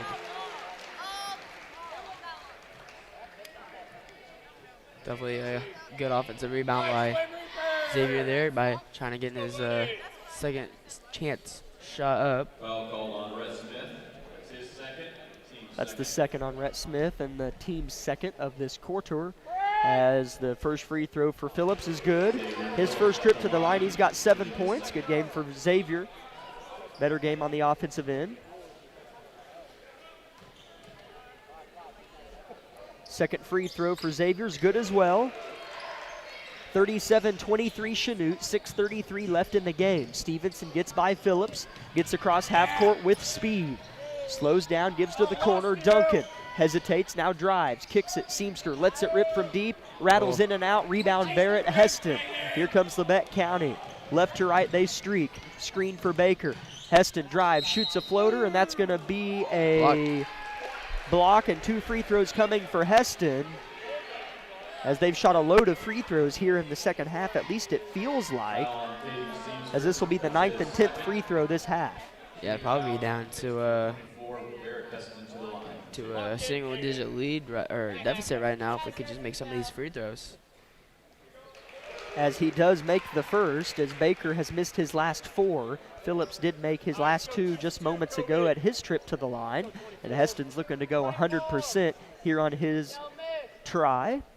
Hit his first, his second is on its way, and perfect. Barrett with 6 points, Labette within 12, 6-14. Very manageable as Harding gets by 4 Grizzlies, so they have numbers. Up ahead, Smith, now to the corner. Duncan, his first open look is missed. Rebound Baker. Chanute giving Labette quick opportunities on short possessions. as if we score here something, Coach Argerbright might call a timeout. Yeah. Definitely if we get a good-looking shot up. Or Nash with a dump to Baker, misses the easy lay-in as he knows maybe he should have had that one. And here comes Chanute quickly. Stevenson right-hand layup is missed. Overrushed it, overshot it. Labette down 12, 5.5 to go with the ball again. Another quick Chanute possession. Definitely looking for a good shot here. Nash wants a three and airballs it, and it tumbles out of bounds. Hits the navy blue mats there on the north side of the gym as they're going to apply some full court pressure. Definitely not the shot we were looking for. Kind of just threw something up instead of getting a good look. It goes to Duncan, who misses a full court layup, but the putback is good by Harding. No one put a body or was back to put a body on Chris Harding, to say the least, and Chanute goes back up 14. Bates working on Duncan, dribbles, gets in the paint, shoots a floater, hits the front of the rim, dies off, tipped out. Heston's got it, as that's going to be a block on Duncan, as he just smiles and kind of looks at the ref as he lays on the ground. Looked like he was practicing here in a month to make some snow angels, as he was laying on the ground with his arms sprawled out, just looking at the ref. As Bilby will check in for Duncan, and Johnson will check in for Nash. As they are going to put it on the floor, so Labette will inbound. Phillips the inbounder, set to toss it. Baker, far side, right in front of the head coach, Bradley Argerbright. That'll probably be a charge, and it is on Hudson Baker. Turnover, Labette County off the offensive foul. Definitely think he just kind of threw his body backwards and hoped for a foul, and that's what Seamster got. Long pass to Harding, wide open layup is good. Barrett Heston showing off his jumps as he slapped the backboard as the ball went through for Harding. Nice opportunity to show the crowd how high you can jump. As Heston open in the corner, lets it fly from deep. This is short. There's Baker. Hudson working on Seamster, leans into him, and another charge is called on Hudson. It's the lean of the shoulder that's selling it. Yeah. That, and then Seamster kind of just throwing his body backwards. Yeah, the combination of the two will be a charge every time. Yeah, as he picks up his fourth foul, so one more, and then he's out of the game. Labette's lead that felt like it could easily be single digits has popped up to 16 with 4.5 left. Ball goes into Stevenson. Heston swipes at it with his paw, but it's an ill attempt. Stevenson's hacked and fouled, and that's the fourth team foul on Labette of the fourth quarter. Argerbright still expressing positivity to his defense. From the sideline, as here's an entry pass tipped out by the lengthy arm of Hudson Baker. With 4:18 to go, Labette trails 41-25. Kind of looking for a defensive stop here. Hopefully Chanute doesn't score on their offensive possession here. Bilby with it on the rotation. Seamster spins on Baker, is caught in a tough spot, somehow doesn't travel, and finds Bilby, who flips it right back to Seamster. Just inside the navy blue three-point line, arcing corner to corner. He passes it, and it's picked. Phillips will dunk it. He'll slam it home this time, and he gets Labette County back within 14 with 3:50 to go. Hoping that gives us a little bit of momentum, as Harden just kind of has a wide open lane and then pass it off to his cutting teammate Smith for an easy 2 points. Labette County is scoring occasionally and then failing to get back and prevent Chanute from scoring. Here's Bates with a three, and it rattles home. And there's the Coach Argerbright timeout that we know and love, as his team gets back within 13 with 3.5 to go. We'd like to thank Labette Center for Mental Health Services, Community National Bank, Tank Connection, Wood Insurance Center, USD 506, the Corner Store of Altamont, Olson Ace Hardware, and SEK Orthopedics, Doctors Mosier, Meister, and Morris for making our jobs possible. Also invite you to stay tuned for the Bowen Pharmacy post-game show at the conclusion of the contest. Full timeout from Argerbright. We'll be back in 30 seconds. This is Grizzly Basketball on. Everybody is different. Some get injured, while others simply wear down. Whether it's on the court, on the field, or at the gym, Labette Health's orthopedic and sports medicine team has the training and skill to repair, restore, and renew. We share the same goal, and together we'll write your comeback story. For more information about Southeast Kansas' leading orthopedic and sports medicine team, go to LevetteHealth.com.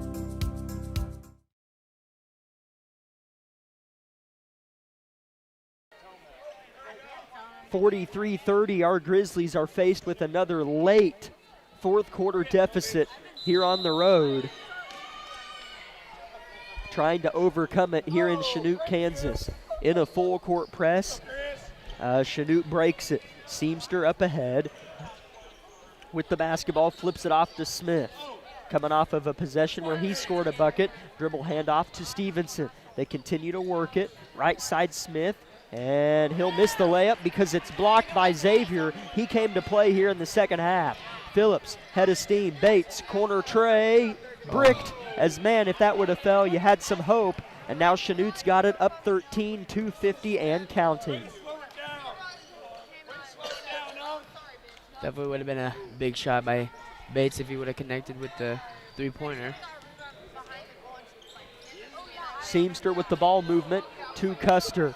Back to Harding, tries to drive on Baker and is blocked, and he catches it and then flips it right into the hands of an awaiting Blue Comet Custer. Now they get the ball back, 2.5 to go, and the lead did not change.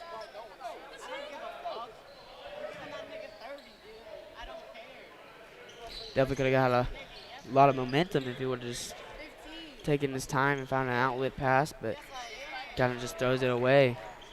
It's kind of been the story for the Back Grizzly boys the past couple of games. As Johnson does foul Harding, the ball handler. That's Dillon's fourth and the team's fourth or fifth. It is the fifth, so it will be 2 free throws for Chris Harding at the line. He has 7 points in the second half alone, does Harding. 9 total in the game, looking for 10 here at the line, and he gets it with his first free throw. As Briggs will check in for Dylan Johnson.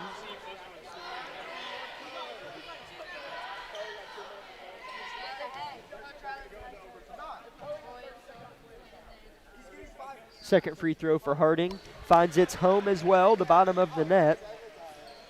Harding 5 for 6 from the line tonight. 2 minutes left in the game. It's 45-30 Chanute. Phillips hits a backdoor Kagan Bates. He'll try to head fake on Harding, but have to kick it out to Phillips, who will try. He'll spin, well defended. Heston, flip down to Baker. He'll take a dribble, shoot, and score. Hudson Baker with another nice muscle shot for Labette County. Yeah, really good shot by Hudson Baker, kind of just using his body and length over his defender and going up and getting that 2 points there. And defensive side, we kind of just get a foul, I think, just to kind of stop the time and give us a little bit of a shot to get back in this game. As that will be 4 on Bates. Seamster's first free throw hits the front of the rim, then the back, and falls down and in.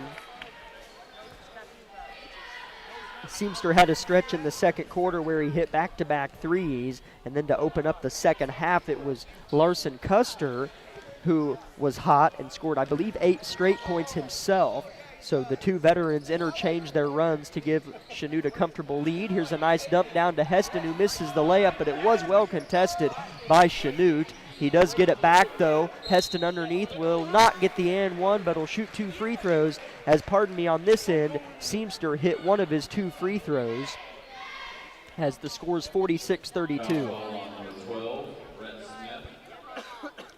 2 really good looks by Barrett there, just couldn't take advantage of either of them, but luckily on the second one he does see himself at the line, shooting 2 free throws and making his first attempt.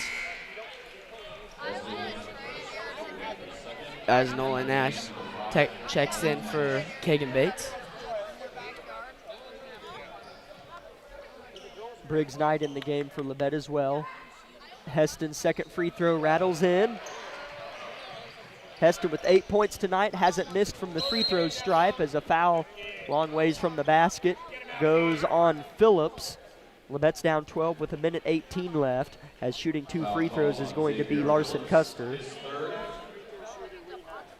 As Xavier will pick up his 3rd foul of the ball game, so he still has 2 more to give.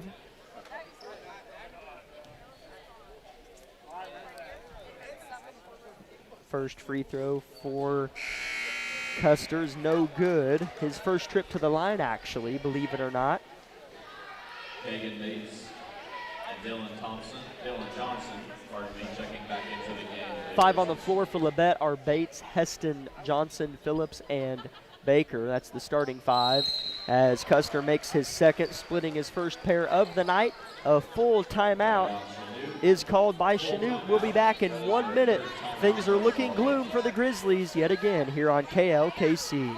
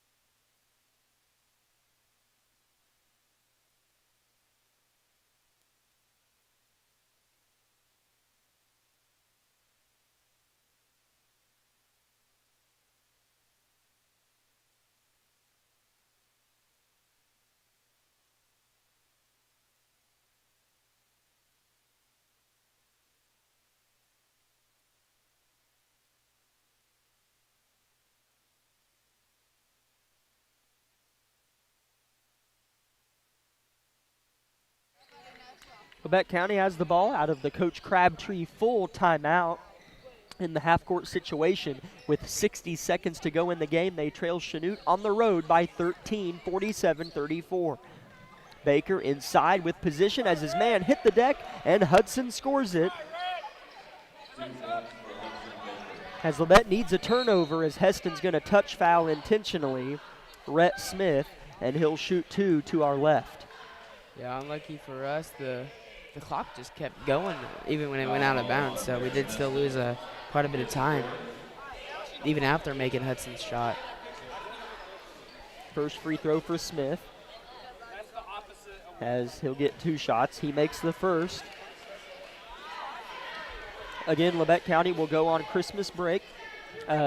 They will have a few days of practice this week and then officially enter break.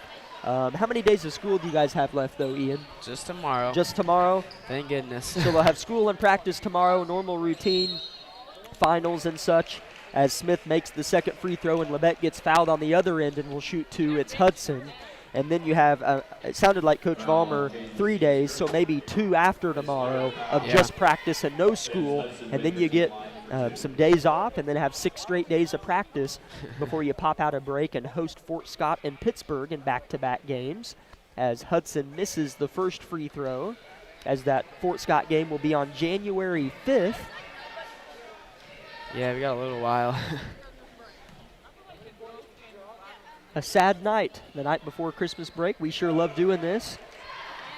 But we have a lot of games to come back to and look forward to after break, as Hudson makes the second. And then Labette fouls right away. They'll fall to 0-7 on the season. Yeah, still seeking their first win. Hopefully the new year will bring us some winnings. That's absolutely right. Turn the page. Yep. New year, new story, come out refreshed. And, you know, you still control your own destiny in terms of winning the SEK. It seems so far-fetched when you open the league 0-2, or pardon me, 0-3. But in essence, with a long winter to go and you play all these teams again, many chips can still fall in your favor. Yeah. As that was Seamster shooting the free throws, right, Ian? Yes. Yeah, yes it was. As a foul's called on Chanute again, so Labette County will shoot 2 free throws. Welcome to the longest 2 minutes in Grizzly basketball history, but that's okay. I like savoring this, as We get a couple, two weeks off or so after tonight, so kind of fun to make this one last as long as we can, although we do wish it was a much different outcome as Barrett makes the first free throw. Wishing we went into break with 2 wins instead of 2 losses, but hopefully this will light a fire under our feet and kind of start the year off a little stronger. Barrett makes the second. He's got 10 points and has not missed a free throw. 50-39 the score. Chanute in front. Labette fouls again. 27 seconds left in the game, and Chanute will walk all the way down and shoot 2 more free throws. Briggs Knight will check in for Xavier Phillips as he has fouled out of the game. Yeah, Xavier definitely had a really pretty good night tonight, so sad to see him go to the bench, but only 27 seconds left, so don't know how much you could do with that being down by 11, which, I mean, only down by 11 with 27 seconds left. I mean, that's still not a bad time to kind of get some three-pointers off and Hit get a three. timeout or something. As Custer does split the pair, 51-39, it's a dozen advantage for Chanute with 24 seconds left. Bates takes his time, shoots a floater, and it falls. Nice shot for Kagan Bates. And Coach Argabright's going to call a full timeout with 20 seconds left. Nice shot there by Kagan Bates. We'll go ahead and take the full 60 with Coach Argabright here on KLKC Parsons.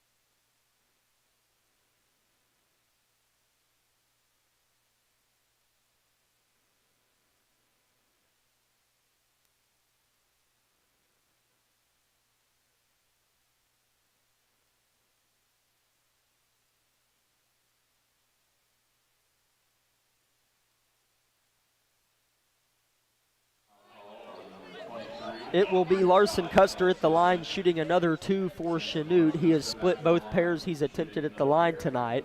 We'll see what he can accomplish with this one. 19 seconds left after Labette fouled off the Chanute inbound. 51-41 Chanute. First free throw is good from Custer.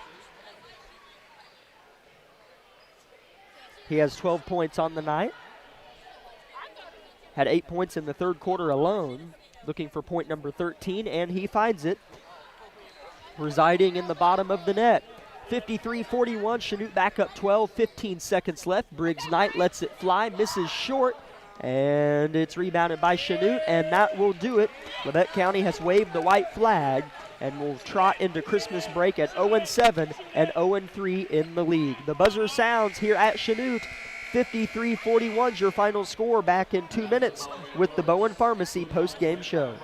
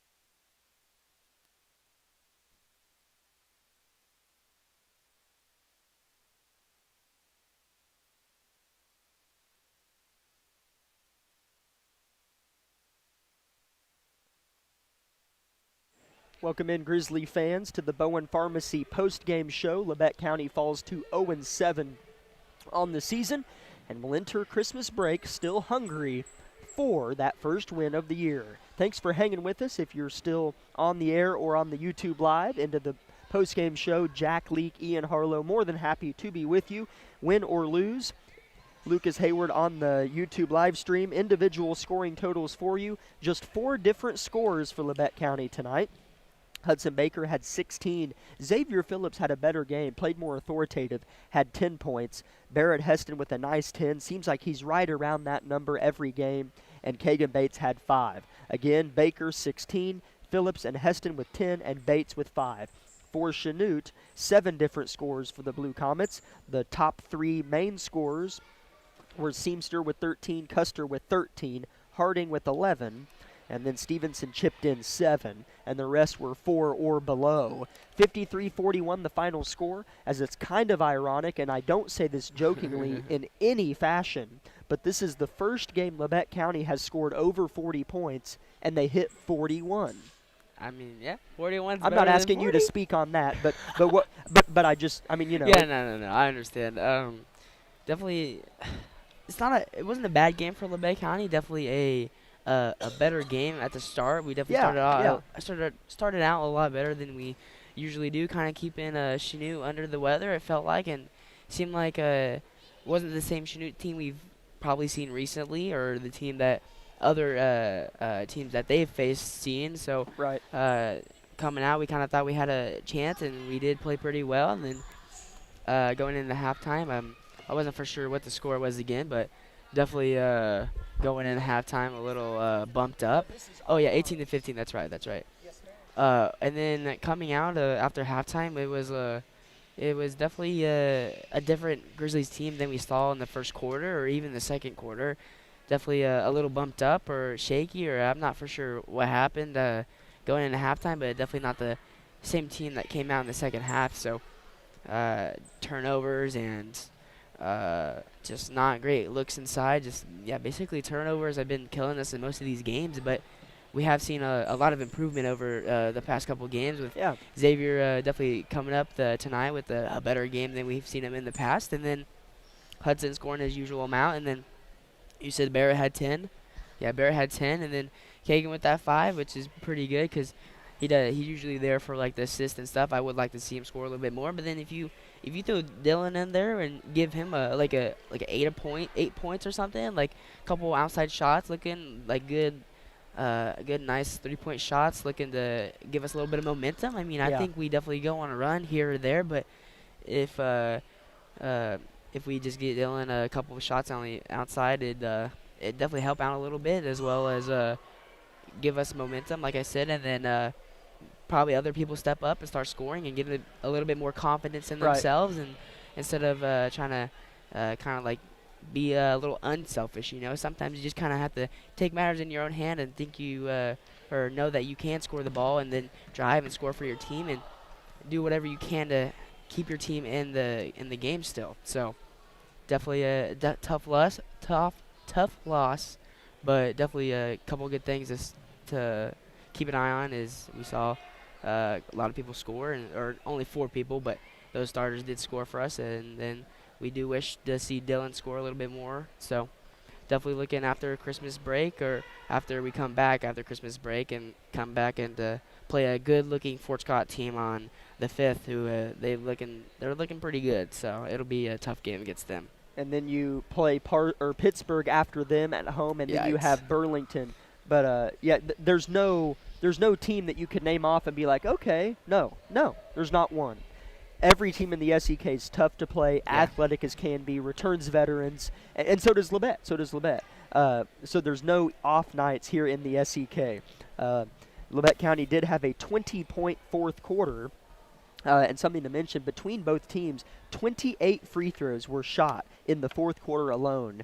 by both teams, 12 by Labette County and 16 by Chanute. A lot of those due to Labette County having to foul Chanute and Labette scrapping to get back in the game and drawing fouls themselves. I asked Caleb McKee, one of the managers of the team, to let me know if Coach Argerbright was interested in coming out for an interview, just so we can maybe get an earlier answer for you and not leave you waiting like we have been. I haven't seen Caleb yet tonight, so let's take a 2-minute break and we'll wrap it up or have Coach Argerbright here on KLKC.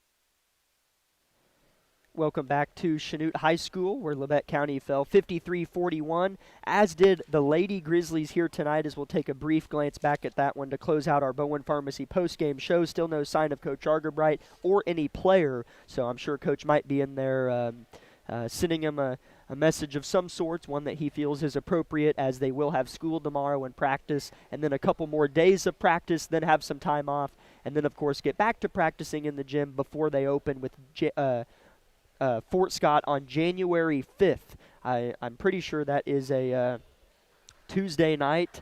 I'll check. I do believe you're right on that. As I think it's a Tuesday. Oh, it's a Friday. Okay. Oh, All right. wow. I'm glad I looked it up. So Labette County will open up play in the new year, 2024, at home on Friday night, January 5th against Fort Scott. They'll be off that following Tuesday and then host Pittsburgh that next Friday. So They do have quite a bit of a break, and then they hit the road running with Burlington the week of the 16th, and they play 3 games in 1 week at Burlington. All of that is to be determined. I just need to end this, don't I, Ian? No, but the Lady Grizzlies fell here tonight, and that was a tough one to swallow. They lost 42-39, and the O'Brien girls fouled out about halfway through the fourth quarter, and Nevaeh Jones and her assistants in terms of everything just wasn't quite enough to get the job done against a very talented and seasoned Chanute team. Grizzly Nation, we just got the word from Coach Argerbright. He's good for tonight. He's not going to come over. But Grizzly Nation, have a very Merry Christmas. Enjoy your family. Enjoy your friends. And cherish that fellowship together with each other. And we hope that you have a great break, well-rested break, and enjoy hopefully a peaceful and fun time with those that you love. For Ian Harlow, Lucas Hayward, my name's Jack Leake, signing off until January 5th, a Friday night at home, as we take on those Tigers from Fort Scott. Have a